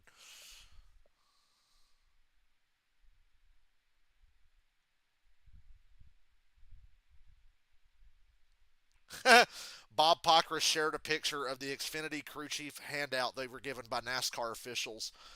And it says, winner to Victory Lane entrance between stalls 16 and 17. Celebrate turn 1 side of the start-finish line, and in all capital letters in bold, stay off the yard of bricks. So no burnout on the bricks. Almirola just passed Brandon Jones for second. Custer has driven away now.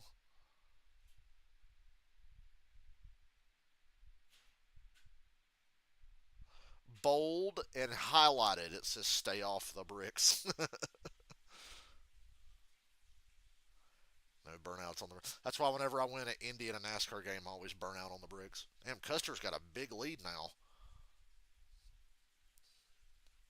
Yeah, but I mean they raced some good points. Like I think they're being a little harsh, but this race could be better if we had more horsepower. Probably say the same thing for tomorrow, but tomorrow they are running more horsepower than this.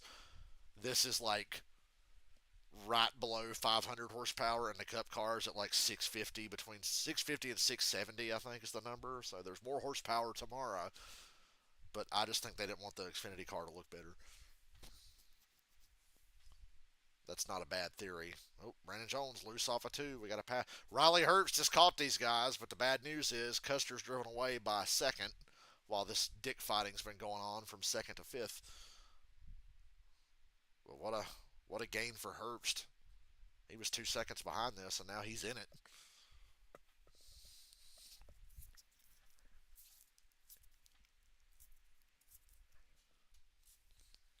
I tell you what, though, you get a late race restart with like 2 or 3 to go, you're going to see a fucking show. It's frustrating to watch on the long runs, but ooh, buddy, them short runs, that's all that matters to NASCAR. Restarts and short runs is all they care about. They don't care about the actual racing. NASCAR hasn't cared about actual racing in like 20 years, so I get it. Custer, 1.3 seconds ahead of Almirola.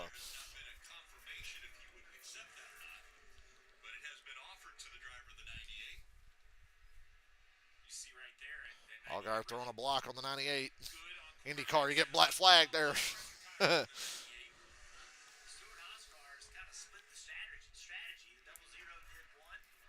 They're barely hitting 170 at the end of the backstretch. It's pathetic.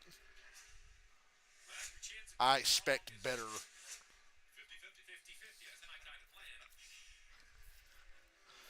This would explain why the junior motorsports cars are so strong, though. It's fucking drafting track. I'm surprised Austin Hill ain't been up here yet. He's ninth.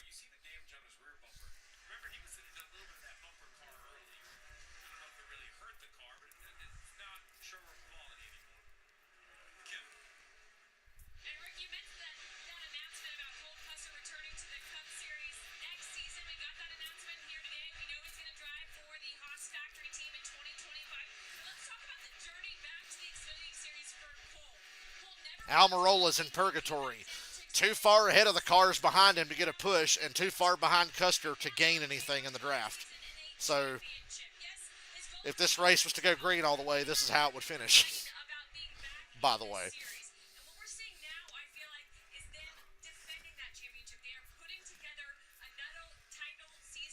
Another title season. Allgaier's starting to struggle with holding the bottom. I think him and Brandon Jones' cars are so much alike. They've swung a little bit to the loose side.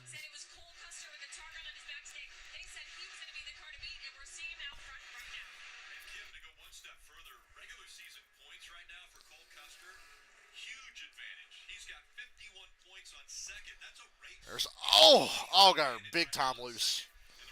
Herb's going to take third. Remember, they're on pretty old tires because they pitted with like 12 to go in stage one.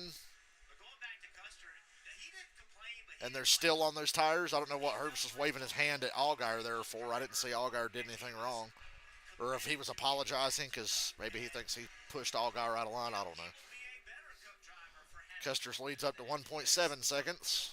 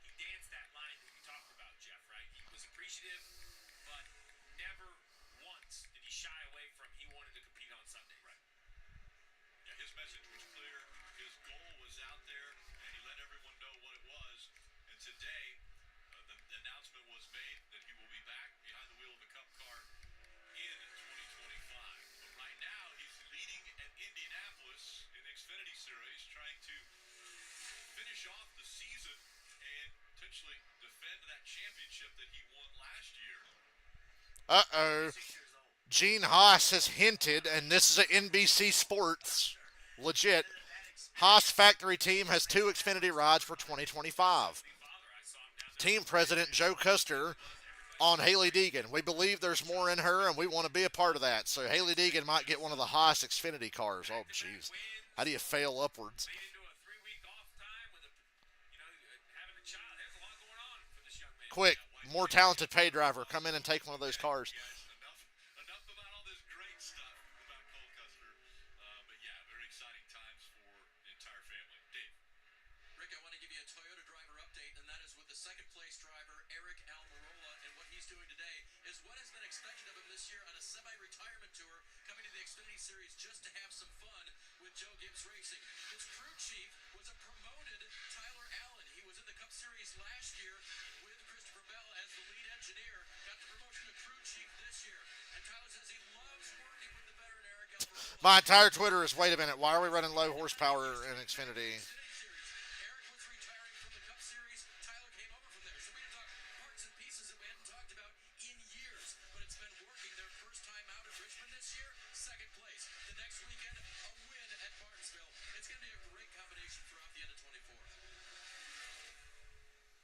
Custer's out in front. He has a 2-second advantage. Custer's got a 2-second lead because Almirola has no draft tilt behind him and can't get a draft tilt 0-0. So congratulations. So if you get like a second half ahead because the guys behind you start racing, congratulations, you win.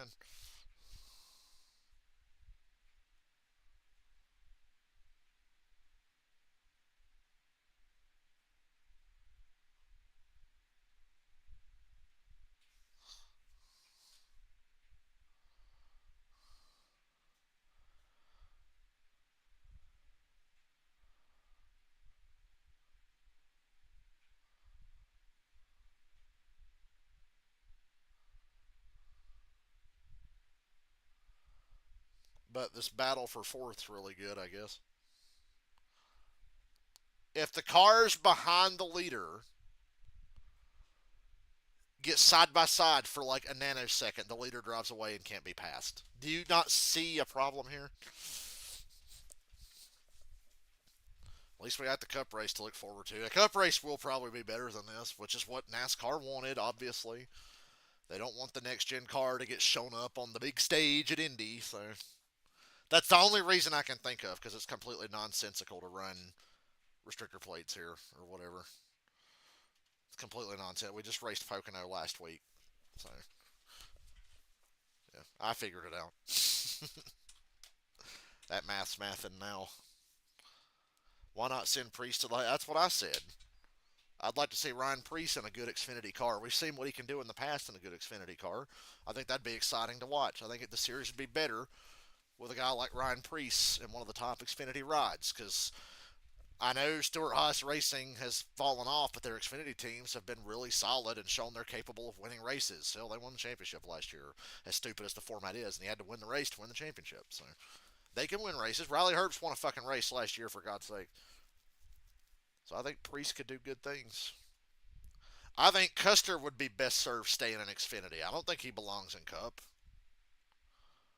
Especially driving, like, dude, we're just doing the same thing you did 4 years ago. We're putting Custer in the 41 Haas car, like, with way less financial backing, way less technical support, and we're just going to do that again? Like, what's the fucking point? If I was Custer, I'd say, man, I'd rather just drive at 0-0. But the money's in Cup, and you want to race on Sundays, I get it. It's more prestigious, there's more money. But it's the old... we've talked about this in the past. Do you want the at best C-tier Cup ride, or do you want an A-plus tier Xfinity ride? Which one would you take? A C-tier Cup ride or an A-plus Xfinity ride? What do you want? Trying to hold off that 9 as they're under 6 laps to go now. And behind them, AJ Allmendinger. Caution. Caution's come out. Caution. What for? Oh boy, with 5 laps Oop, to go. 44 blowing up down the back. Brennan Poole. Looks like he's blowing up. Yeah, that's a lot of fluid. 5 to go. I don't know if they'll get this started back or not. That's a lot of shit coming out of that car. Might get a one-lap sprint for a stage win, which is what they want because these cars suck on the long run. That's a pretty big motor failure. That could be an expired engine, or the way it's kind of pouring out. Steering pump. There you go. With it, when the smoke So it didn't blow up a steering pump, either but oil line or a power steering line or a power steering pump, as Dave just power steering fluid everywhere, I'm guessing. it's fluid under the hood versus a failed engine. Normally it's out the pipes. He's headed to Case Kallenbach. That's going to be like one-lap sprint. Look how good this race is. It's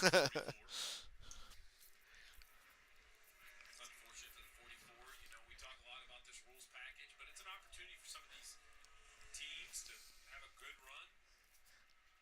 And the timing, Yeah, Steve, you're The timing could not be any worse. yeah, I think everybody can make it from here because you know you're going to get yellows at the end of stage two. I think he's pit here. Yeah. 45 to go, but you're only going to have to run maybe 41-ish if it goes green. So, I mean, I think you have to come. Oh boy, we're going to have 30 overtimes to run everybody out of gas. Ever since Nashville, I'm just terrified of that scenario. Because as unlikely as it is, it's still possible. Stay out and just run a couple laps and finish the stage. So back to that conversation about Ryan Sieg, who's in 8th, right? Or Sammy Smith, who's in 19th.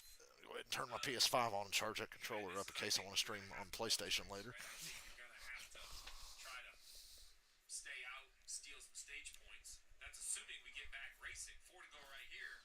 We'll have to wait to hear from NASCAR. They will not open pit road if they don't believe that we can see at least one green flag lap. I think the math works, right? Open it with 3 to go. You know, get one. Quickie yellow, but that looked like a lot of power steering fluid. Might see like a one-lap shootout. They just have to That's why you lean on Formula One. Yeah. See, on one hand, Formula One, boring as fuck, but at least it's kind of more of a pure sport. NASCAR does everything possible to make everything fucking retarded. See their qualifying format that makes no sense. Like, how do you fuck up qualifying? It's fucking qualifying. It's time trials. How do you fuck that up? NASCAR does. We just can't leave well enough alone. We gotta fuck with everything. And then, oh, let's bring low horsepower to Indy. Why?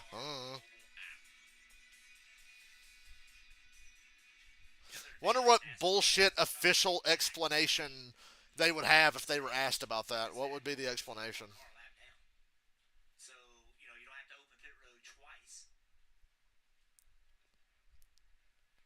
No, you can make it a quickie. Exactly. So that means basically a quickie yellow means lead lap and lap down cars can pit at once. I have a few tools in the toolbox to get this accomplished. Kim. And you saw the onboard a second ago of AJ Allmendinger. He was telling his team, I struggle with the rear of the car off turn. Corla Joy says he's pissed off that Kyle Busch called him a liar. What they did on the last stop. I do think they will come down. Well, This Corla Joy, don't fucking lie. So AJ Allmendinger looking for. Oh, he's mad. He called him a liar. Yeah, because you're a liar. So the real challenge is, say if you are, you know, Sieg or Sammy Smith and you stay out, if everyone else pits, you know, I'm not sure you'll finish in the top 10, right? Because you take a restart, you would think you should be able to, but you know, moving out of turn 1 and in only one lap, Jeff, right? If you get a little slide and new tires get you 2 wide and 3 wide, and you somehow lose momentum off turn 2 with this lower horsepower package, you know, I think you should be able to come back around somewhere in the top 3 or 4, but easier said than done.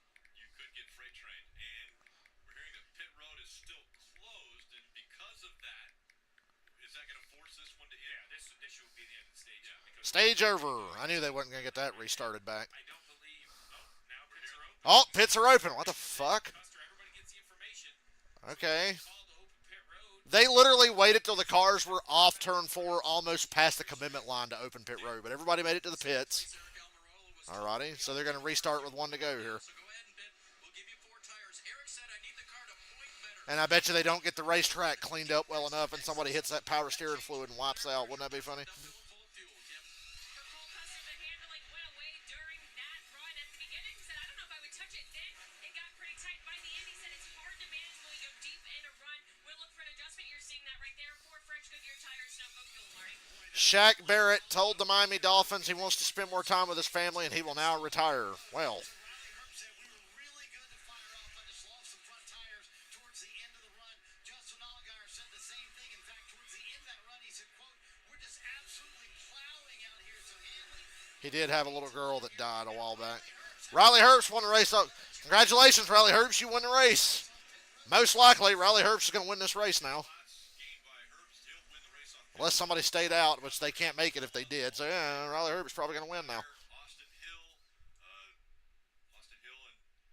and SVG gaining spots, but 3 cars stayed out. So 3 cars stayed out, and they can't make it. all stayed out, stayed on the race. Okay. And that means that the furthest up Herbst can start will be. So Sieg is going to stay out and try to win the stage. That makes sense to me. You're going to get a one-lap sprint here. Time trying to get stage points. Steve laid it out. That makes sense. Can he keep everybody from getting by? Don't know why the 42 and the 45 stayed out. I bet you they pit next time around. What are they going to do? Are they going to stay on racetrack? Many times, Steve, slower cars will stay out, but they will go all the way to the back of the pack and use the next caution at the stage end to come in and pit. What do they do?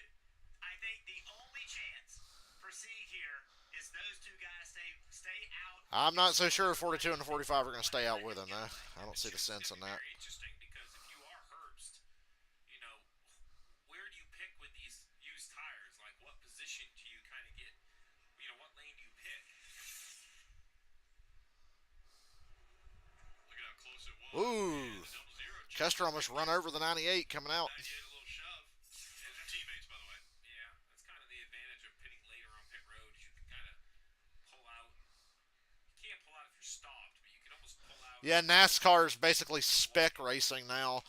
The only thing that separates each car is driver, crew chief, and setup. And from manufacturer to manufacturer, engine, obviously, or team to team. Driver, crew chief, setup, and then engine if you're driving a different manufacturer. When he was 17 years old. That's it. Everybody's got the same parts and pieces now. The bodies are different, but they've been aero tested to the point where, like, they wanted to make sure nobody's body has, like, a big aerodynamic advantage, you know? I was running from him. He was racing from Ward. Yeah. All right, you can see already Smithley he is laying over and letting everybody go. Okay, so that's one car that Sieg did not want to see do that. So now he's going to have Herbst right behind him, pushing him into turn one. Or trying to pass him into turn 1. Well, there's a couple signatures of Indianapolis Motor Speedway. One is the very long, very narrow pit road, which we just saw the 98 and the 00 kind of make a little contact.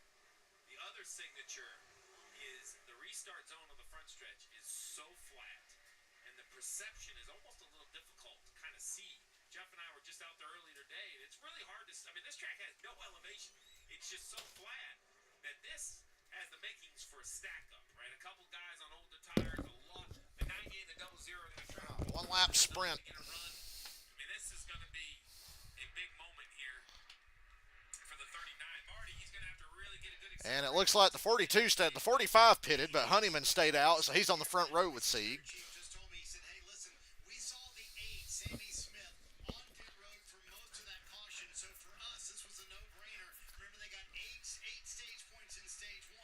This is heads-up racing at its best. There you see Smith finally has left pit road, but he's the last car on the lead lap. He's trying everything he can to take advantage of stage points here, Kim, as they battle trying to make the playoffs with 7 races to go. Yeah, not likely have to come back down. It's just been One whole lap. luck for Sammy Smith. Got caught up in that early incident to get the damage that you're seeing. Why were they on pit road? Well, the bear bond got pushed. Bear bond, bear bond, bear bond.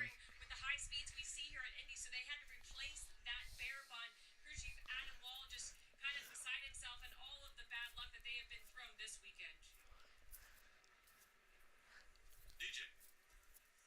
Yeah, guys, I was listening to you talk there about Ryan Sieg and what he might do. If it were me in this situation, I would wait as late in the restart zone as I possibly could to make that a shorter time and those guys being anxious behind you. Ryan Sieg's going to do some dumb shit for a stage win.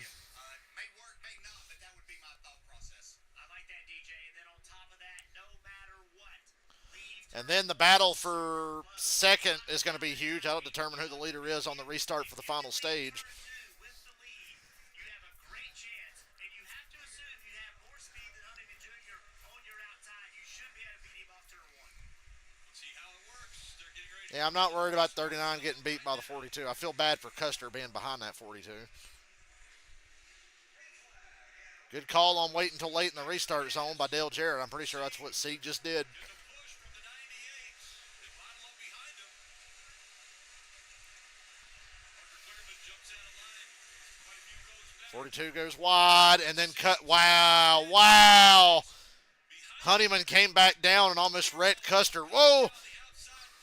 Custer just got shuffled big time. That's going to kill his chances to win this race, I think.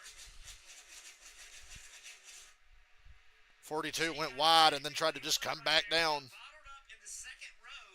Whoa! Allgaier almost got turned throwing a block on the 97. Or he pulled out of line to try to make a move on someone. Oh! Custer just barely cleared Van Gisbergen.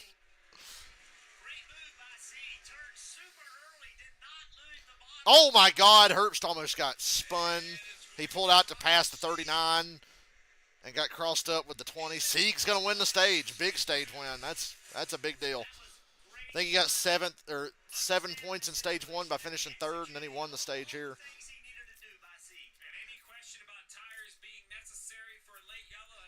All right, save gas if you just pitted a couple laps ago.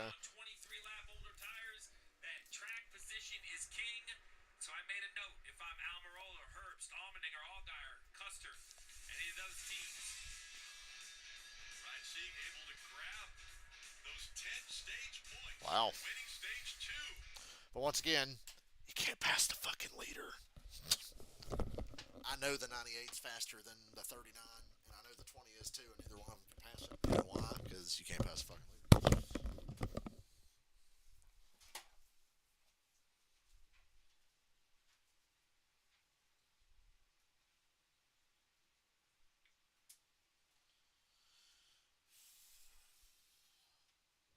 I think we're going to get Papa John's after the race, you know what I'm saying?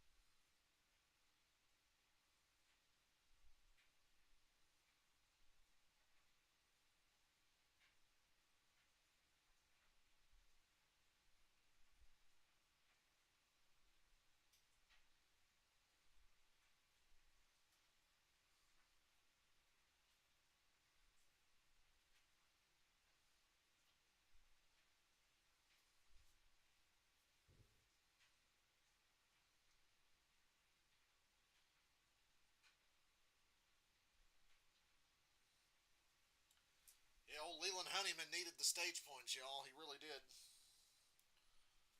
Fucking season-altering strategy there to keep that 42 out, for damn sure.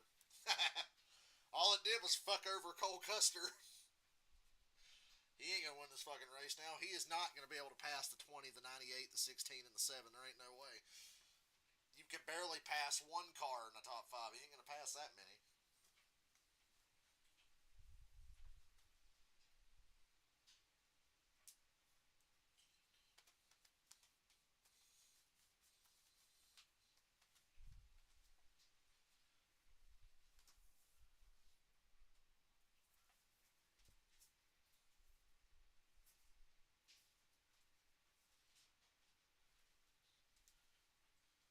Covers 560 acres.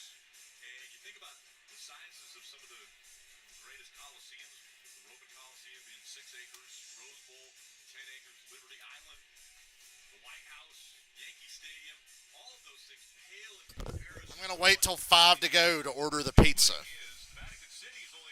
and hope that there's not a million overtimes.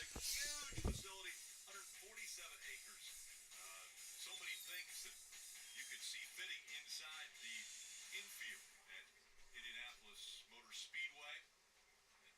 You can see right there, part of the golf course that we were watching Williams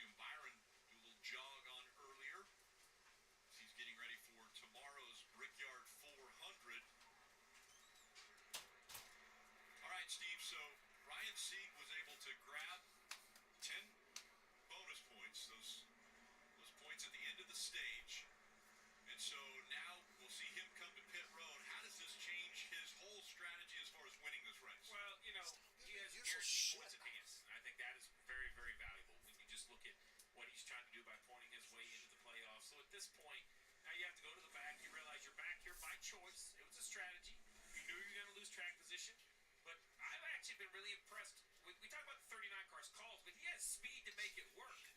Staying out's one thing, but the speed's another, so I think he can recover. Dave? Good job for Leland Hunterman Jr. in the 42. Started on the outside of the front row there, did not spin his tires. Ended up finishing ninth in the stage, but he didn't wreck the field. For the 19-year-old, that's an accomplishment and a good run for him so far today, Marty. The Ryan Sieg conversation between Rick and Steve was the same exact conversation between driver and crew chief Ryan Sieg and Matt Noyce. Ryan came on the Matt race. Noyce. So we're going to be buried pretty deep on the field, but Matt Noyce said, yes, but we have 18 stage points. That is massive for our race team today. And he said, you're going to have about 35 laps to drive back to the top 10. You have a car easily good enough to do that. Let's make it happen. Gotta have those goals out in front of you. You think about the greatest names in all of motorsports that have been able to win here, the different track surfaces, bricks, what it used to be, that has now been repaved. But NASCAR coming here in 1994. The 3 for me, only at Chili's. 3 for me. That'd be good if I wanted to spend the money.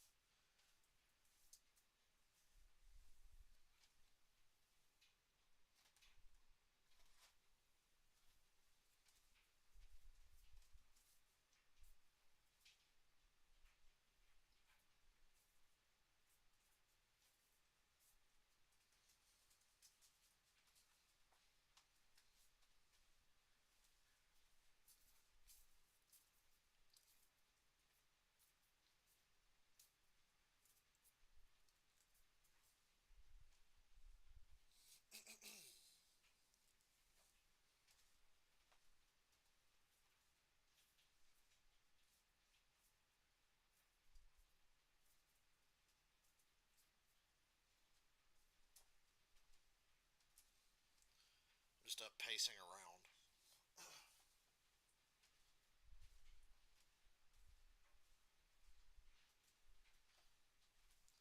Yuki, did you see me kick Pegasus' ass earlier in the duel?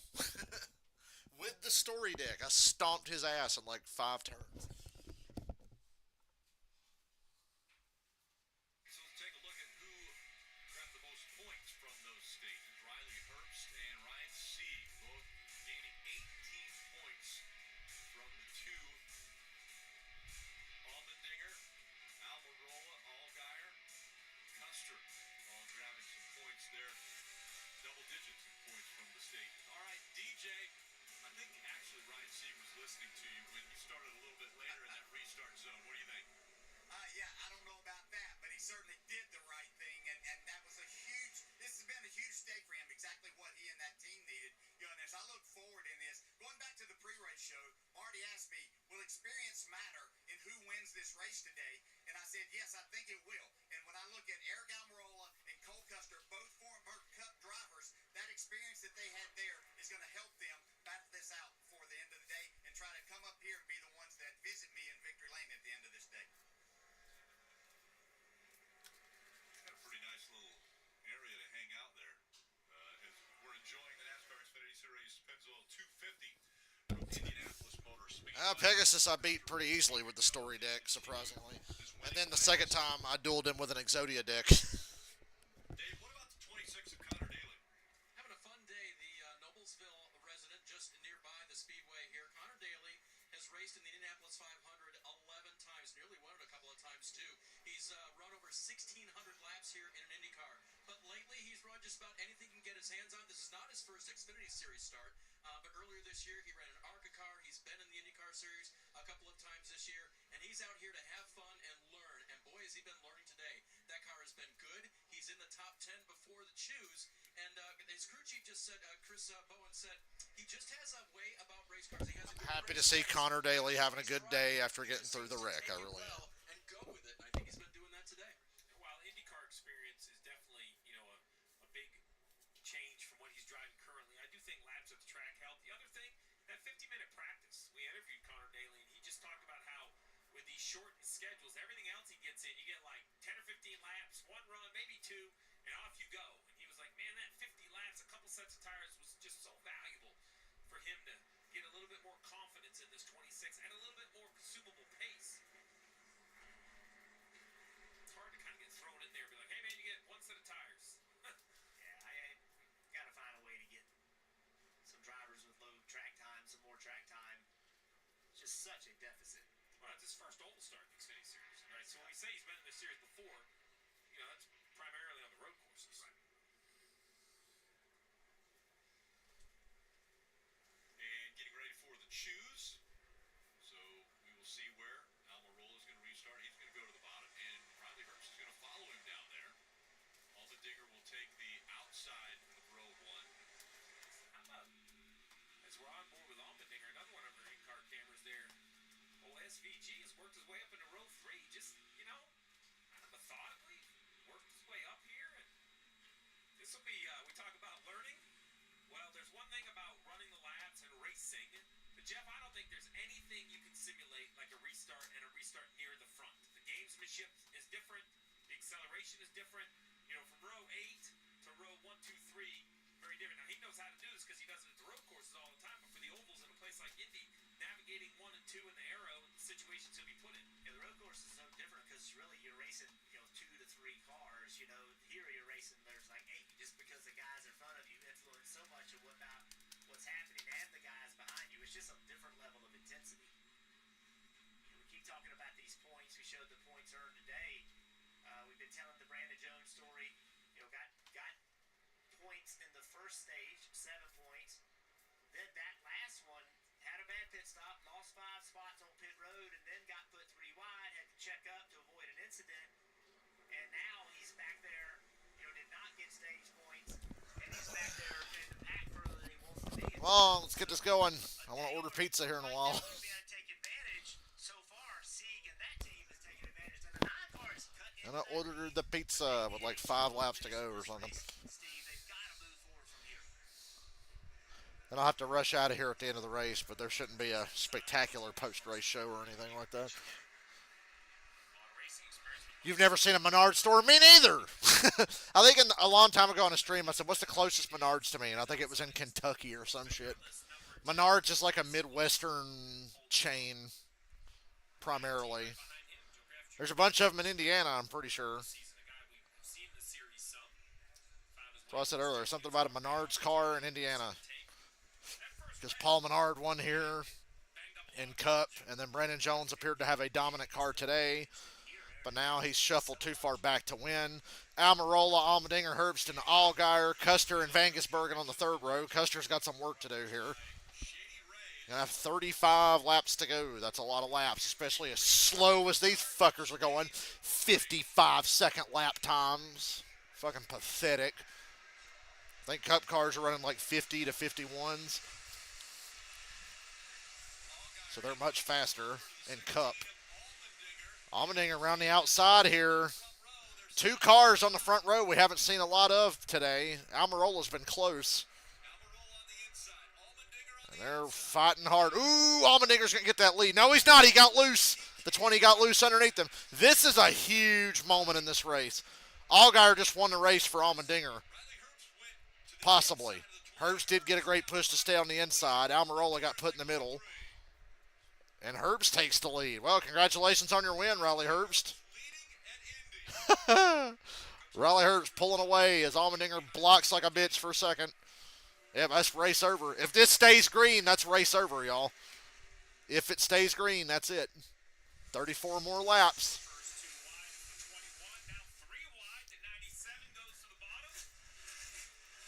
Van Gisbergen put Austin Hill 3 wide in the middle and makes the pass. Back there with Almirola. Yep, that's come. Whoa! Austin Hill just took out Almirola. Well, wow, what a save. If nobody hits him, that's unbelievable. Nobody hit him. Well, Riley Herbst had the race won. Now we got a caution. Almirola didn't hit anything. That was unbelievable.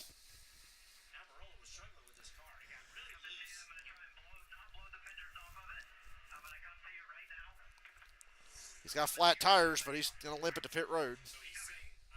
Herbst had it won, y'all. Now he's going to be in another dogfight for at least a lap or two.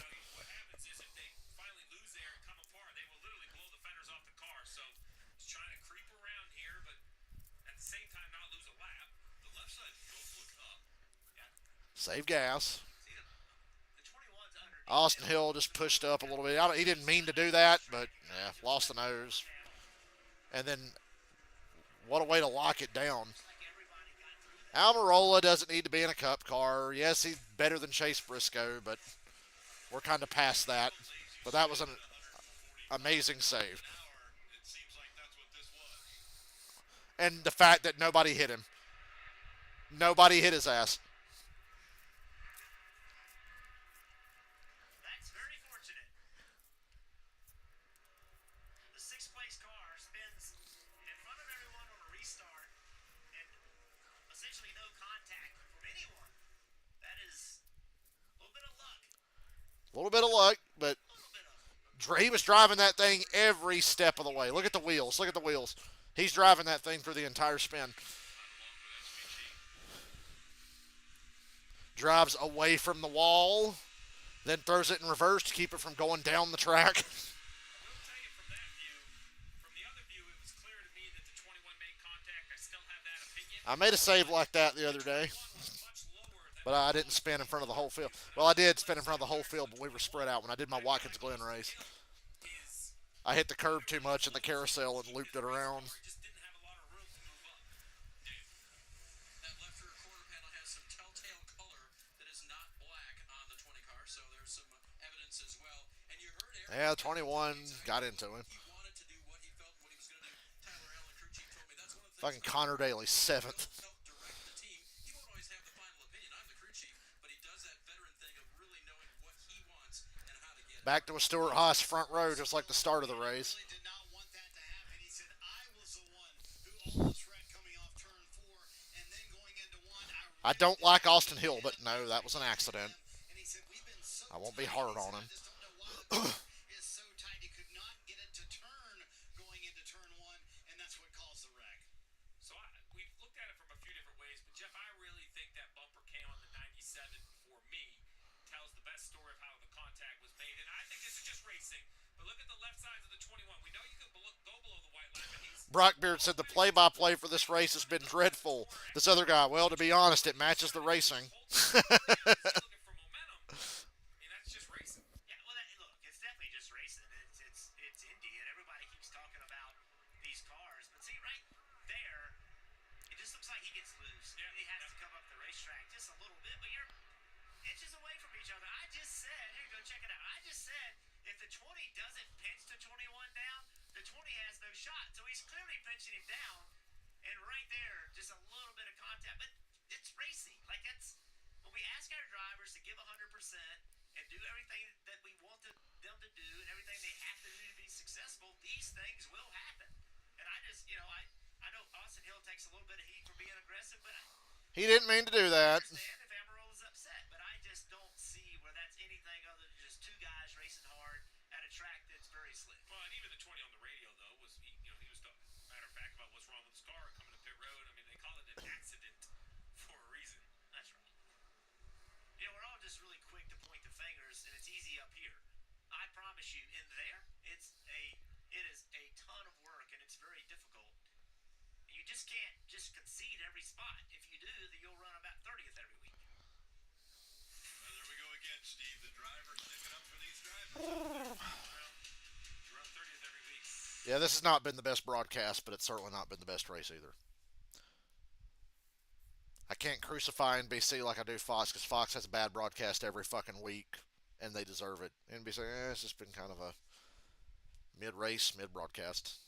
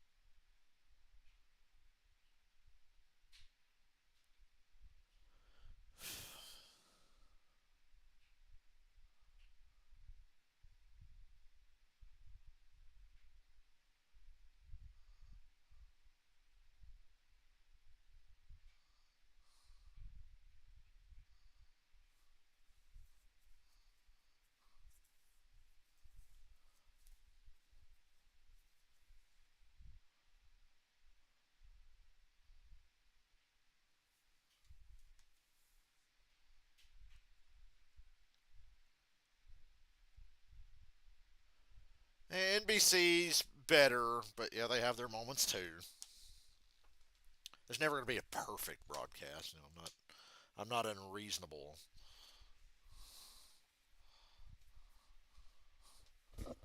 Still, their lame broadcast is 10 times better than any Fox broadcast. Fox is the reason. Fox is the main reason I don't even watch the Truck Series now. I can't sit through their fucking shit. Like, yeah, Truck Series racing's not good anymore, but their broadcasts make it even worse. A good broadcast can make a mediocre race seem tolerable. Fox just makes it worse.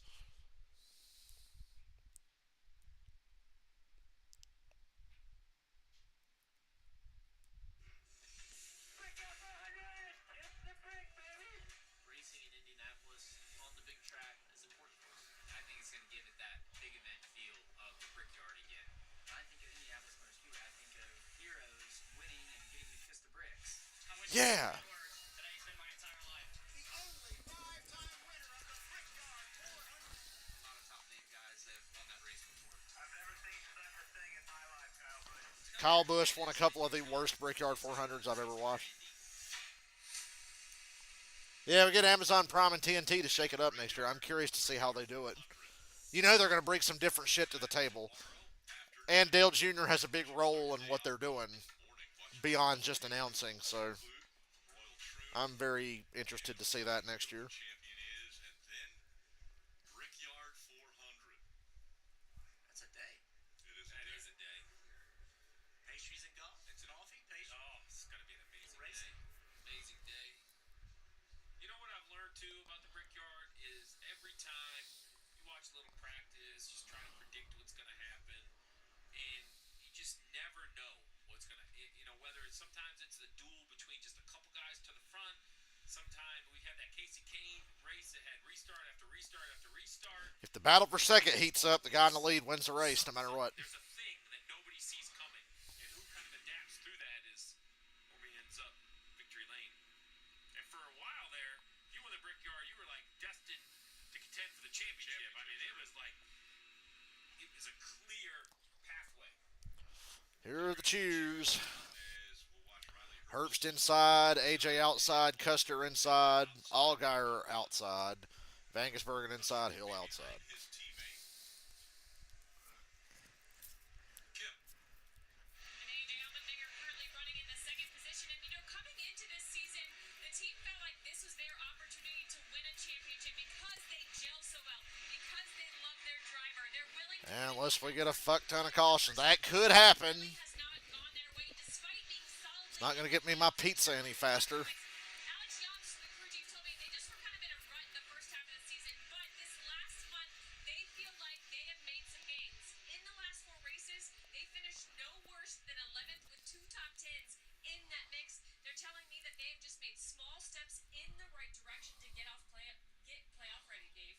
SVG has chosen. He'll start on the inside of row 3. He told me this morning, I've always wanted to race at Indianapolis, but I've got to treat it just like any other oval, a learning experience. And when you think about it, he's won 3 times this year. He's going to the playoffs. How many ovals? 6. How many road courses? 1.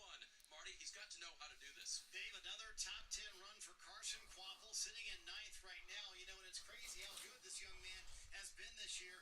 Originally, when the schedule came out for him, it had 4 races on it. Talking to the team earlier today, they're only going to have 4 weeks off the rest of the year. They've got sponsors. He's going to run almost all the Xfinity Series races. Wow, Quapple's picked up a bunch of sponsorship to run the majority of the rest of the season. That's cool. That's where Carson runs full time. I don't think you can pick a polar opposite racetrack from Caraway Speedway than the Indianapolis Motor Speedway. Shows you how talented this young man is.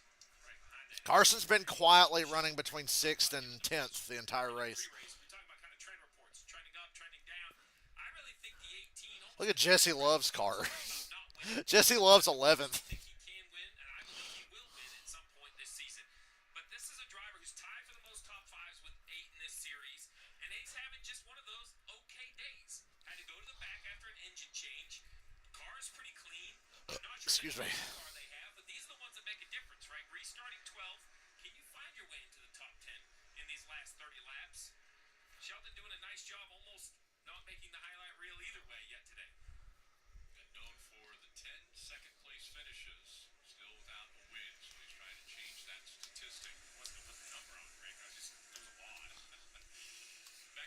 start zone. And back up through the gears they go. Stuart Haas on the bottom. I'm sure it'll be teamwork till they hit turn one. Or till they get off of turn two, anyway. AJ with another good run on the outside. Just like the last restart. Ooh, they keep getting closer together. Neither car has a great push right now. Oh, here they come. Custer to Herbst. I think Allgaier's going to shove AJ the lead. Damn, they're going to be dead even again. The 7 pushing the 16, the 00 on the 98. Like I said, in short runs, this looks like the greatest race ever. The moment they get spread out, it's over. Oh, Herbst! He just got loose and gave the race to Allmendinger.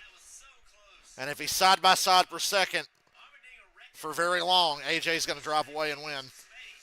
What a race for AJ. That's going to make Sam Mayer very happy, right? And second place, side by side. AJ's lead is growing. A lot of blocking and a lot of shaking going on here on the front stretch. Yeah, it's over. AJ wins. Without a caution, AJ wins. He broke away, got the clean air. The battle per second lasted half a lap. Done deal. And the battle per second might not be over because they're still lined up right behind Custer. Just got loose under Allmendinger. It's amazing they didn't wreck. Herbst was one less caution away from just winning the race outright. He had the race won.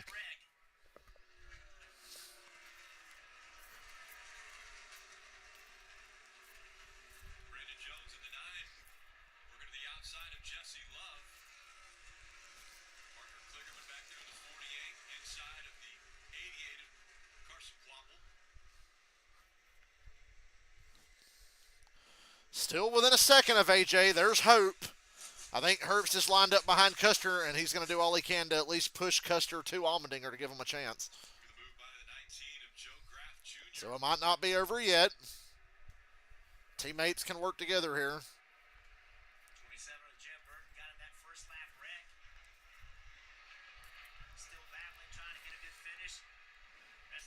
I think AJ's safe for the playoffs. He's got the most points of all non-winners, but yeah, win would be nice. Given the disappointing year they've had, getting their ass kicked by Vangesbergen on the road courses, it's a very disappointing year for Allmendinger. And AJ winning at Indy. He'd be probably more pumped than anyone to win this race if AJ can hold on. It's not over yet. Custer is still close enough where he can get a pull off of him. He might be getting too far ahead of the 98, though, if they're not careful. This might be a 4-car dogfight for the win. You got to stay within 8/10. I think the magic number is 8/10 if you can all stay together. Custer ran a 54.8 last lap. Best lap of the race of anyone. Everybody else is running 55s. Custer ran a 54.8. He's so fast, but that's hurting him. He gets too far away from the 98. Ooh, he closed up on AJ there. Custer's too fast for his own good. He needs the 98's help, most likely, to make this pass.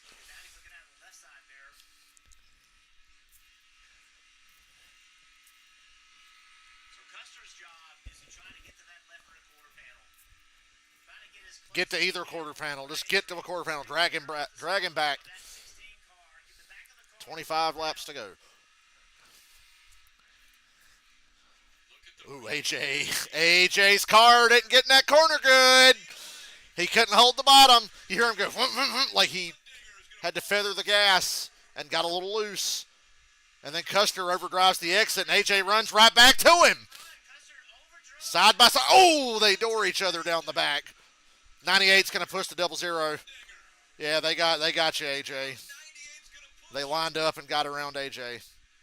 All three of them just about got by him. Herbst got loose. Now Custer's checking out. Herbst got loose outside of AJ. Now Custer's out front. That's a heartbreaker for AJ.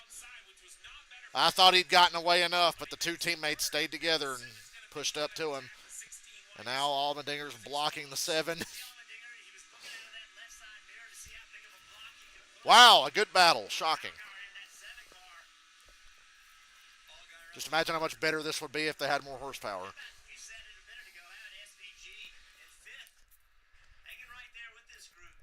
That brought Van Gisbergen and Austin Hill to the front, too. How this all happened.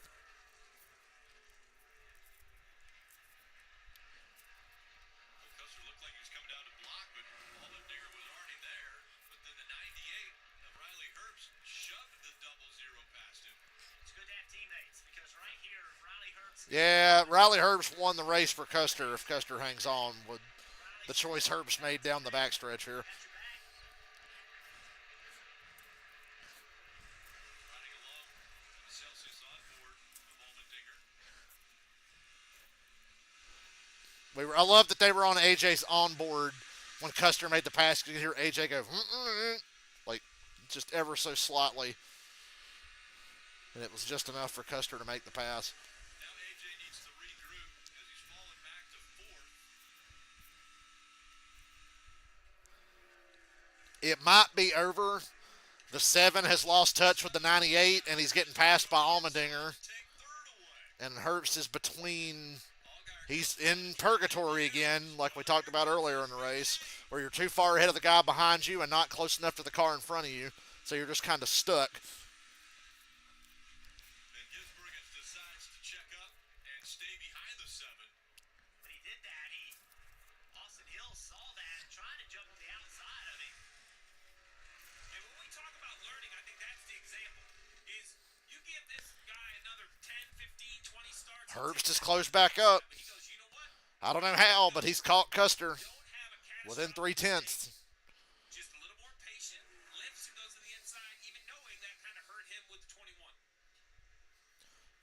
Who's going to bobble first? Haas Racing, Xfinity drivers that have How about Stewart Haas Racing? from third. They've won. They both qualified on the front row, and they've been two of the best cars the whole race. These two work together. What I mean by that is push each other down the straightaway. The 00 could absolutely run a couple feet up. Build a gap for the next 10 laps or so. That'd be good. Get that gap back to the 16 big enough, and then maybe with 5 to go, try to figure it out between each other. Yeah, that's an interesting strategy.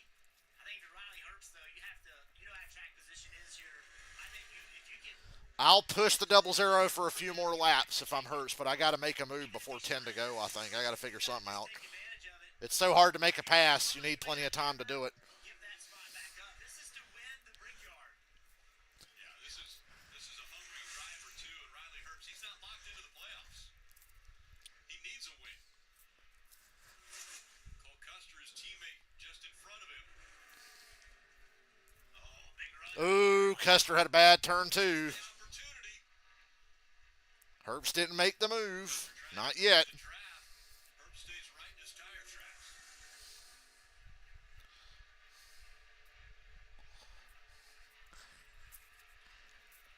Saw Riley turn just a little bit earlier. So I just think this 98 car is faster. I think that he knows he's better than the double. That's different from early in the race. I felt like Custer was a much better car That hurts his exit speed than Herbst was. because he's kind of pinching the car off. Oh, my God. Joe Graff Jr.'s in the top 10. And he can do Damn, we need more horsepower. That can't happen. That can't happen at a place like Indy. Joe Graff Jr. getting the top 10. 20 to go. Allmendinger once again. Allmendinger in front of Allgaier.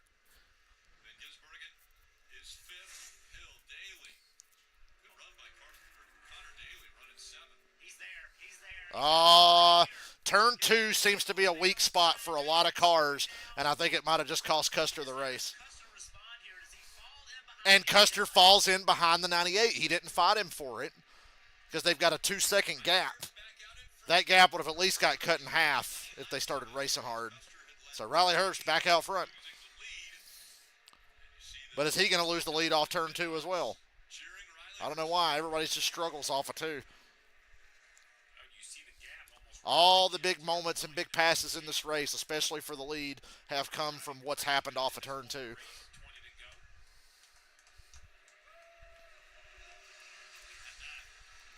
Cheering him on.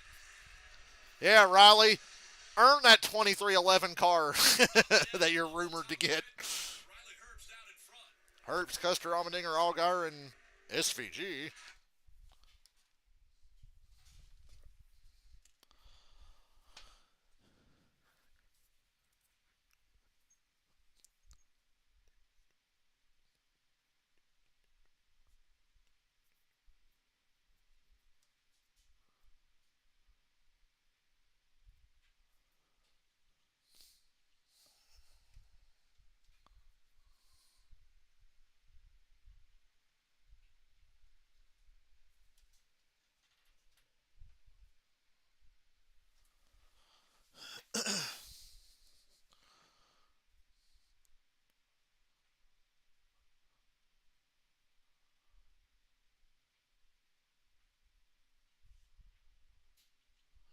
just waiting. Custer can just stay within 3/10 to half a second. He might have a move left towards the end. They got about a 2.5 second gap over AJ now, and AJ's in purgatory. Allgaier's got a train of cars behind him. He's holding them up. And AJ's in purgatory.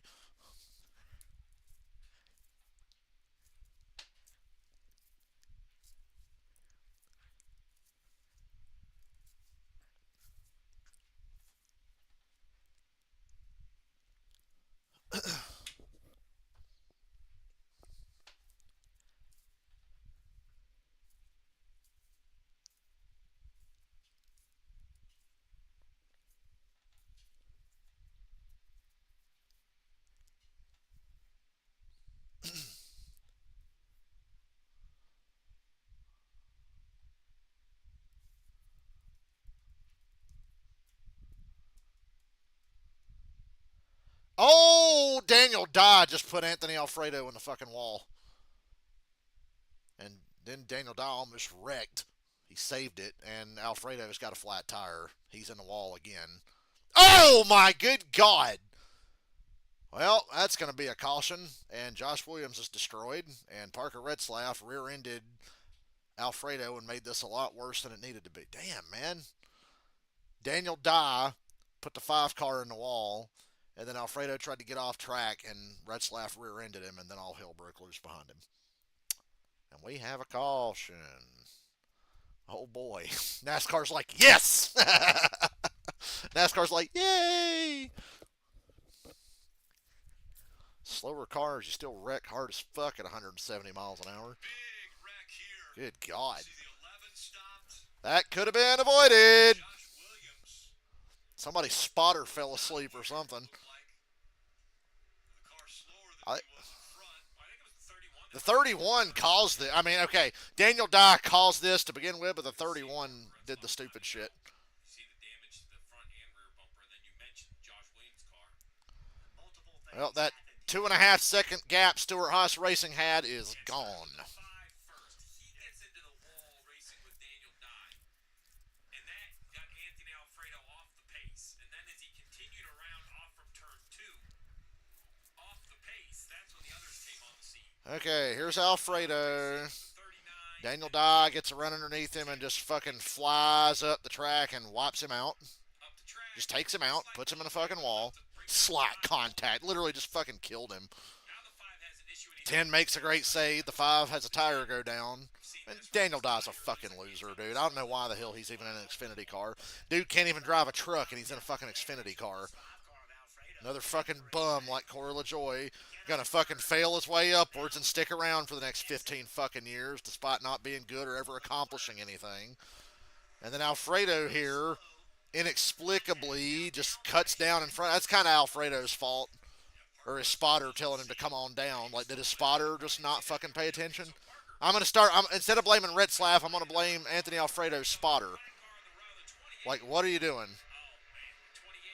And then Josh Williams probably really appreciated being a part of this. There was going to be a caution here for Alfredo anyway. He wasn't going to make it back around. Good God. And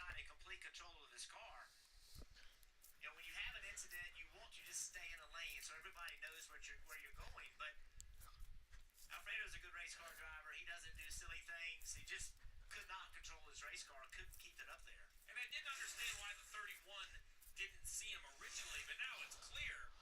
5 just came down the fucking track. 28 trying to push him. A big hit from Alfredo on the inside wall. I hadn't seen that until that was a big hit. Wow. But just an unfortunate series of events. Did the 5 spotter really just say, come on down, come on down? I want to hear that radio transmission. Inside wall.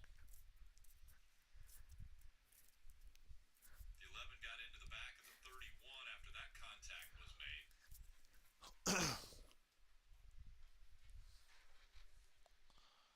So it's the 7th caution that's come out here. Mullet Man ain't very good to begin with, so he needs all the help he can get. So, yeah. 31 car, they were fast in practice.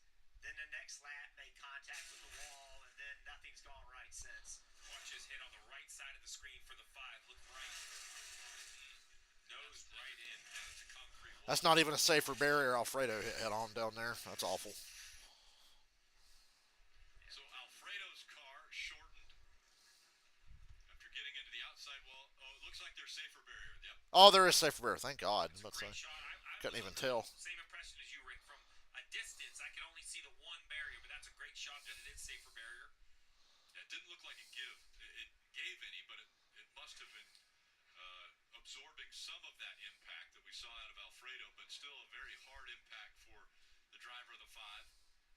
Yeah, I used to call them softballs. That was the terminology, and the drivers finally asked me, safer barrier is a better terminology, and I see their point. Yeah, they're Safer barrier, not a soft wall. Remember when Brad Keselowski ended up upside down in that fucking tire wall on the inside over there? What's wrong, Jeff? Love this. Yeah, years of this. And what a shame, for a lot of young race car drivers trying to get, it's late in the race, but still trying to get as much lap time as you can, and just a unfortunate set of circumstances. All right, with 15 to go, we're coming to pit road being open. I don't believe the 98, the 00, 16-7. I'd be shocked if they think they Ain't nobody pitting. But someone is going to. Someone in this field is going to think they have about 17 laps on their tires. Really? Nah, really? SHR cars? Oh, They're not, but a all lot of cars pitted. instantly, Oh my. the majority, maybe 70% come to pit More than 70% of the cars pitted. Stewart Haas Racing, both their cars and Allmendinger stayed out. They were already up at the front. Air pressure adjustment to that right rear tire. They've already put on fresh tires. Holy hell. I didn't think anybody was going to pit there. Remember, he was running top 5, Marty. Yeah, Fox would have never saw that, Ray. Good call. Down pit road at the last second. He said, stay out, stay out, stay out. Derek Nealon, the spotter, said, too late. We're already on pit road. They're going to come down for an adjustment. Jesus H. Christ. I'm on pit road past the commitment cone. In the bank, I'm not worried about points. He said, I'm way too tight when I'm out front. And Pullman said, I think I'm going to free you up and watch you go. So interesting, Rick. Connor Daly wins the race off pit road. Oh, yeah, these guys that pitted are fucked. Most likely. I don't know. This is kind of an interesting wrinkle I didn't see coming in this race. I did not see this coming. Oh, it was cut and dry. Track position. Like, it's so hard to fucking pass the leader. I know you can make a lot of moves in traffic when everybody's getting bogged down, but God, I think he had to stay up front.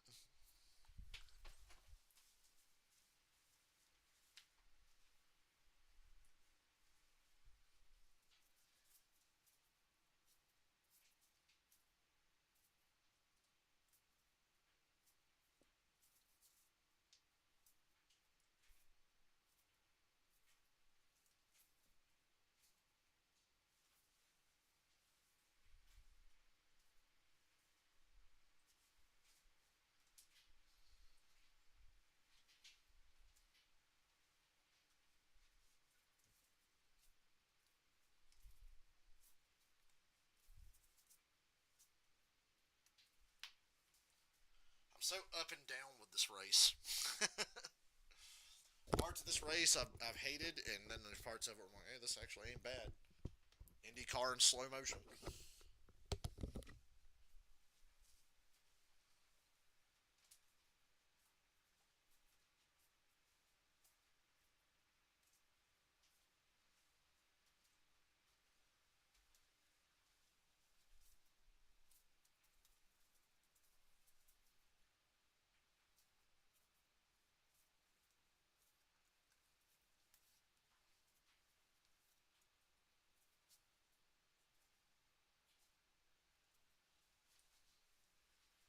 Shit, where'd I put my remote? There it is. Open Championship, the final round from Royal Troon begins at 7 a.m. The countdown to green for the Brickyard from Indianapolis Motor Speedway. And again, we'll be with Denny Hamlin, Chase Briscoe, then in stage 2. All right, let's hear from crew chief for Cole Custer, JT, Jonathan Toney's with Kim. Yeah, he was able to lead Cole to a win last weekend. A lot of mixed strategy there on that caution. Guys coming down for 2 and 4 tires. You guys stayed out. How optimistic are you can hold them off?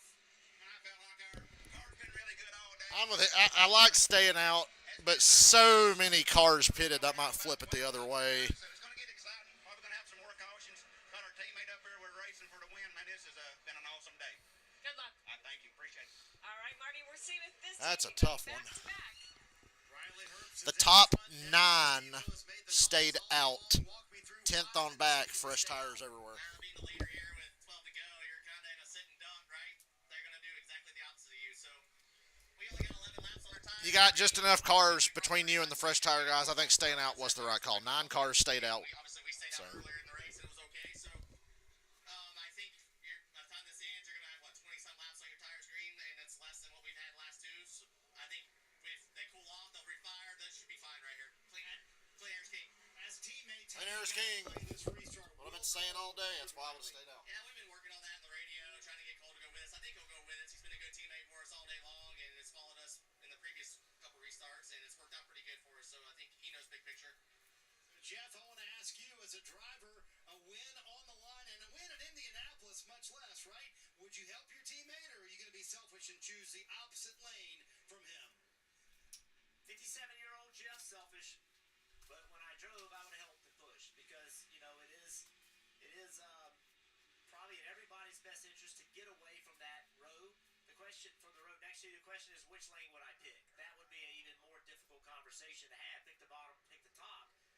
We've seen the top prevail on the outside multiple times, so I don't know which lane I would pick, Steve.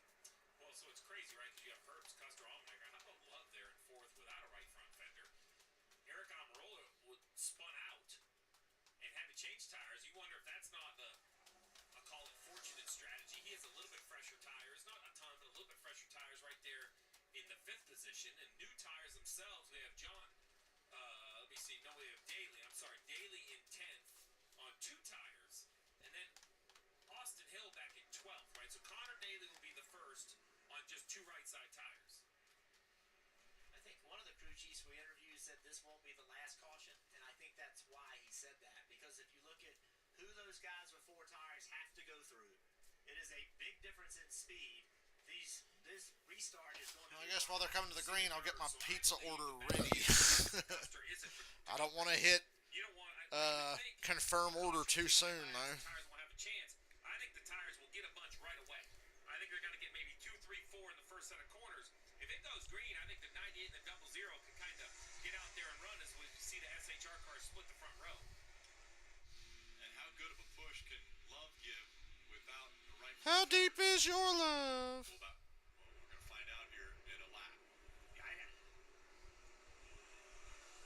And Parker Retzlaff checked and released from the infield care center, and Dave is down there. Yeah, Rick, the good thing is he walked out under his own power. What a weekend for you. The thrill of Indy and then the hard. Is that the Trump shooter? Oh, wait, that's Parker Retzlaff. They kind of look similar. No, I have a lot of questions about the wreck. So, I just seen the replay of it for the first time. I don't know. He said that he had no clue that anybody was coming, but I don't know if it's a spotter fault or who, but it just sucks for all these guys. We, worked so hard yesterday after my mistake in practice to wreck another car for really no reason. Just kind of hurts. But thank you to Funko and everyone who supports me, and I wish we could have done more. Glad you're okay. Rick? I mean, it sounds like he was hoping that Alfredo would have stayed out against the wall and not come back down to the track. Yeah, of course. And you would expect. Well, obviously, that's what he was hoping. That's where he would stay. And knowing Anthony. Oh, shit, it's the shooter. Oh, that's Parker Retzlaff.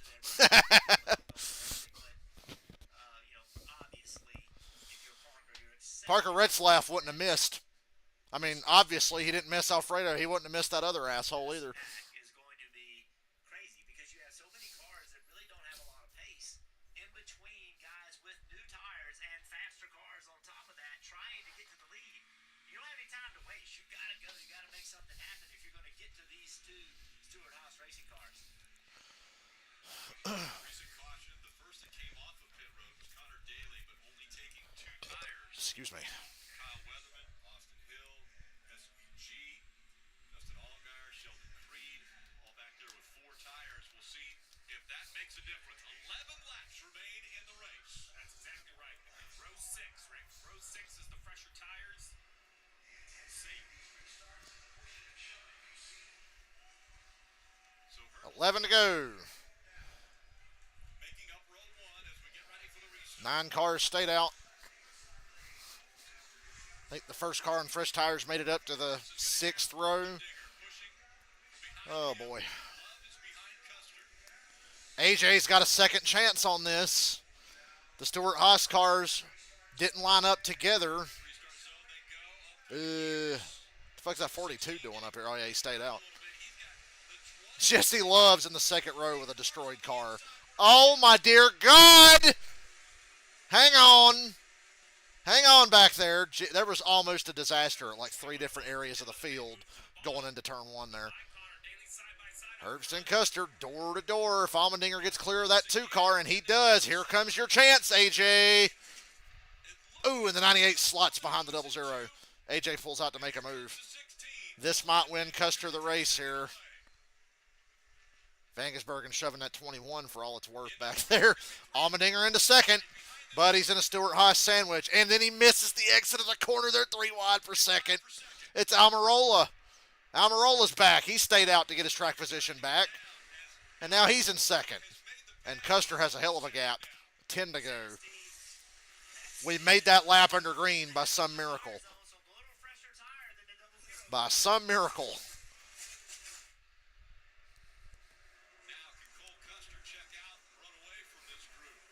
Custer's got 8 tenths. He's almost to that magical 1 second gap. Vangesbergen's on fresh tires too, isn't he? Am I crazy? Yeah, he is. Vangesbergen's on fresh tires. My leaderboard's not updating anymore for some reason.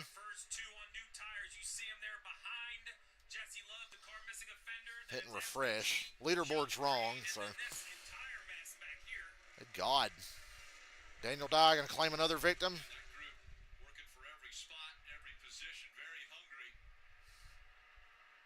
Now, leaderboard's not updating anymore. Way to go, NASCAR.com. 9 laps to go. And the leaderboard's still wrong.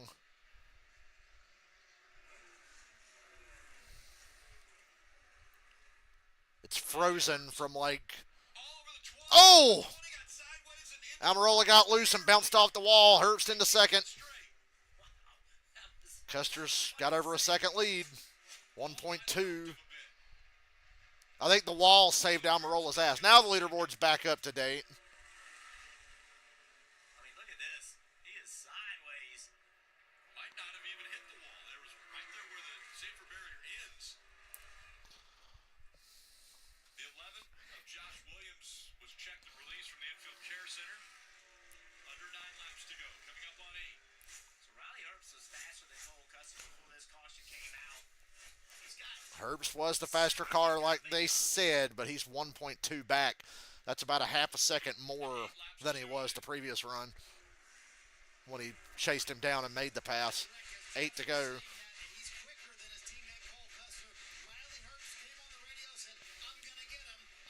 Herbst said, I'm going to get him. Well, we'll see, won't we? Oh, we got a slow car. Greg Van Alst.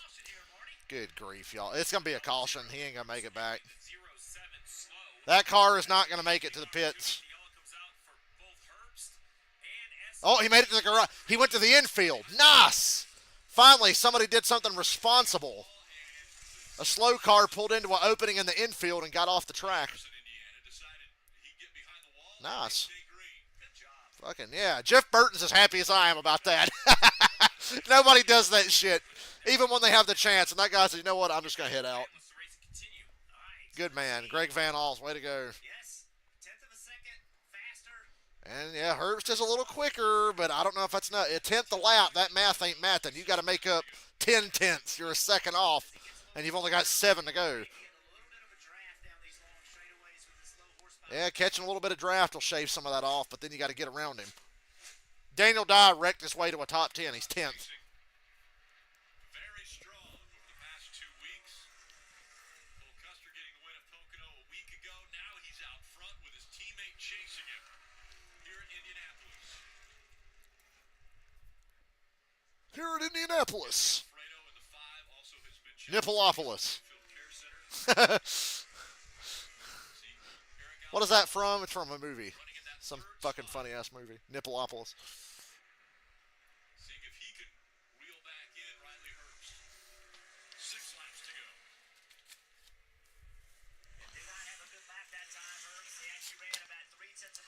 Ooh, Herbst didn't gain any that time. Custer did as well, so the gap stays right at 1.1 seconds. Yep. You can see the 98 car. 98's starting to struggle off of turn 2. He just lost 2/10 off of 2. This race is over without a yellow. Just a little bit allowed. But the 20 did catch back up to him. Can that even it back out? Yeah, don't order that pizza yet. I have the screen ready though. I'm going to check out. We're coming to 5 to go. I know that's risky. All right, I got to be precise. I have to be aggressive, but I have to be precise. I cannot make lap time at this racetrack if I'm not hitting my marks. So no matter what, just like that, you have to be on the track where it needs to be. And if it's not fast enough, it's just not fast enough. But you cannot make lap time if you aren't in the right lane. That time Riley Herbst executed 1 and 2 as well as he could have. And Steve, if it's not fast enough, it's just not. But that's what you have to do as a race car driver. Getting out of the lane, trying to push too hard is not going to make the car go faster. Not here. You have to remember, if you're Riley Herbst, big picture. Think about the fact that right now, you're the first car as far as the playoff standings go on the list that hasn't got a win. You're the highest car scored based on points. All right, that was a better lap. I'm at review order, guys. Herbst is catching back. It's too late. He's a second off with 4 to go. And it's like you were coaching him, Jeff. It looked like he just relaxed and got his car back right in the lane. Under a second is the gap. Is there enough time? Enough distance? 10 miles. Now it's under 10 miles. Down the backstretch. Might as well be 1,000 miles. He ain't catching that. SVG Fucking SVG fighting for his life to hang on to 4th. puts a block on. I think he just passed Allmendinger with those fresh tires. Creed chasing him as well. That matters. If we get a yellow, that's another position they're going to restart. Custer trying to break the draft. So Herbst gained a lot that lap because he was quicker by 2 or 3 tenths and then got a push from the 20. Oh my God, they're closing up again. Jesus Christ. And it's Just when you think this shit's over. And that was 0.4 of a second faster than Custer. He will get there. Oh, boy. This is going to be a 3-car battle here. Will he help or will he be thinking 3 wide if the I can't believe that. It looked like Custer was gone, and then Herbst ran a good lap time and got a push from the 20. what would you do if you were IndyCar in slow motion, guys. Here we go. My pizza's ordered. was close? Under a half a second. Coming up on 2 laps to go from Indy. Now it gets even harder as you get closer. Yeah, you get closer, it gets a little harder. Still got 2 laps, though, buddy. Drive on your car the way you want it to. Riley doing a nice job of making sure he gets to the bottom of the Good run off of 4. Herbst is faster. A little faster off of 4 still. 2 to go, 2 to go. 2 to go. It'd be just like Stewart Haas racing for these 2 to wreck each other or give the win to the 20. 0.3 of a second. He's gonna get there. There's a lap car ahead, too, by the way. I just want to point that out. A really badly slow lap car. what he's doing. He A really badly slow lap car. Custer might get loose. Here's turn 2. Turn 2. That fucking lap car stayed right in the way. Down the backstretch. Custer trying to Man, that lap car didn't get out of the way. Didn't cost Custer. I thought he was going to swing loose off of 2 like a lot of guys have been doing today. 3. My heart is pounding. Separated. These teammates I thought that lap car was going to do him in.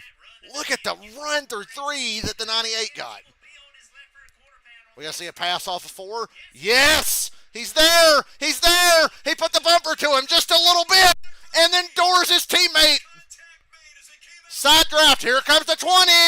Almirola's going to pass them both at the white. Oh, they door each other. They're 3 wide at 1 to go, and Almirola takes the lead. What a move right there. Herbst didn't need to make all that contact. He was going to pass him. Riley still has time. Why was he making so much contact? Riley gave this one. If he doesn't get this back, he gave it away. A good run off of 2 here. He's going to have a shot going to 3. To get to his left rear quarter panel. Oh, my good God. Getting into turn 3 here. Almirola looks really slow down the straightaway. Now through Arc it out. Cut down in the corner. You got to get there. Got to get there. Got to get there. He's in the corner panel. He got him just loose enough to get under him. They're going to be 3 wide at the start finish. Oh! Almirola came down on him. I thought the 98 was going to spin. Here comes Custer. One last shove. And the fucking 20 blocks him to the pit wall. And fucking Riley Herbst just won at Indianapolis. Holy cow. I was so mad at Herbst for giving it away, but then he redeemed himself. So good for you, Herbst. I thought you gave it away. I thought Doring Custer was not necessary. You were going to make the pass. You had the run. And it nearly cost him because Almirola got by and he had to chase the 20 down on the last lap. That 98 car was something else. He was doing shit at the end of the race I didn't see guys do all day long. Vangisberg in 4th. How about that? Holy cow. Almirola gets the friendly wave. That was good racing. That was just good racing. I'm sure Custer's a little sore about getting doored a bit when it probably really wasn't necessary.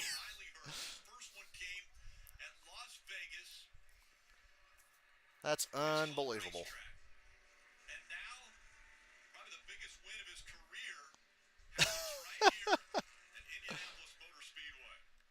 Is Custer pissed at him, or is he going to congratulate him? I can't believe Riley Herbst just won an Xfinity race. I know he won a race last year, but damn, I'm still not used to him winning anything. Don't burn out on the bricks. They said go past the start-finish line towards turn 1, and then you can do whatever you want.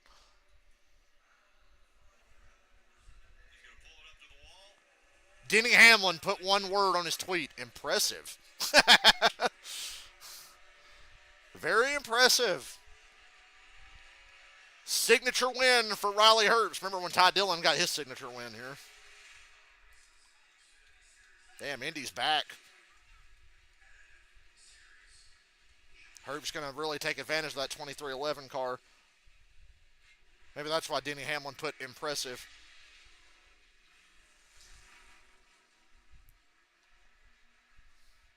Needs more horsepower, but I'll take it. Good race. Good God almighty, what a race.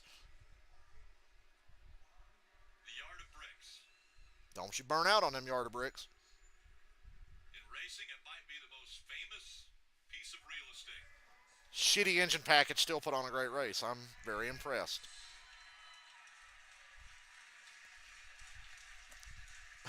I'm blown away. That was fun. Stuart Haas Racing back to back. 2 straight wins. Start celebrating with him. We saw his mom and dad. They were making their That's great. already. That's cool. Getting ready to celebrate. And I'm sure the driver, Kim, as he pulls off his helmet, is ready to start that celebration. Everything about the end of that race flew in the face of everything I've said all day leading up to it. I was just being a pessimist.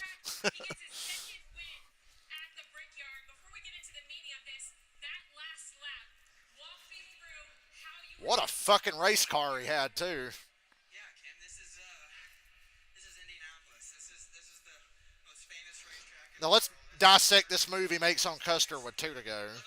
Brilliant job catching him, running him down. Gave him a bumper, and then chased him up the track and doored him again. I didn't think that was necessary. I thought the little bump was good enough. And then Almirola blows by both of them, and it's Custer was getting hit every which way with 2 to go. Almirola was leading at the white flag. Proud of these guys, proud of everybody at Stuart Haas Racing. Obviously, the news of us shutting down, these guys could have given up on me, gone to different teams, but they stuck behind me in Cole, and that's back-to-back wins for Stuart Haas Racing. Thank you so much, Monster Energy. So much for a lame duck. They've won 2 weeks in a row. Thank you to everybody in Las Vegas, my family. This is fun. I'm going to go drink beer. One of the best stock car races in the history of this speedway, that's for sure. The 30-year history of stock car racing in Indy, that might be the best race overall. Yeah, this is hallowed ground, honestly. This is the Indianapolis Motor Speedway. Every person in the world wants to race here, and I won here. I don't care if it's the Xfinity Series, this is the Cup Series, it's the go-kart track out back. This is the Brickyard. This is Indianapolis. This is the coolest racetrack in the world, and I love you guys. And yeah, this is pretty sweet. Congratulations. That was great. Riley Herbst, he is a winner. That was so crazy, man. I can't believe it. There's Zane Smith and Riley's lady. Smile off his face for 3 weeks. Holy cow. Riley has turned the narrative around in the last year. His performance last season and getting the win at Vegas turned the whole perception of him around. Like, maybe this guy can do this. And then he wins today. I think the whole sport, the whole perspective on him has completely changed. The whole narrative has changed with Riley. He's a capable race car driver. He took longer than most to develop. He should have developed quicker, but he's here now. Good. Look at that. The other camera angle didn't show how sideways he was there. I could tell, but that angle there, coming off turn 4 on the last lap, this motherfucker was drifting. Holy fuck. I got to get out of here. I got to go grab some pizza. Fun race. Thank you for watching. Thank you for listening.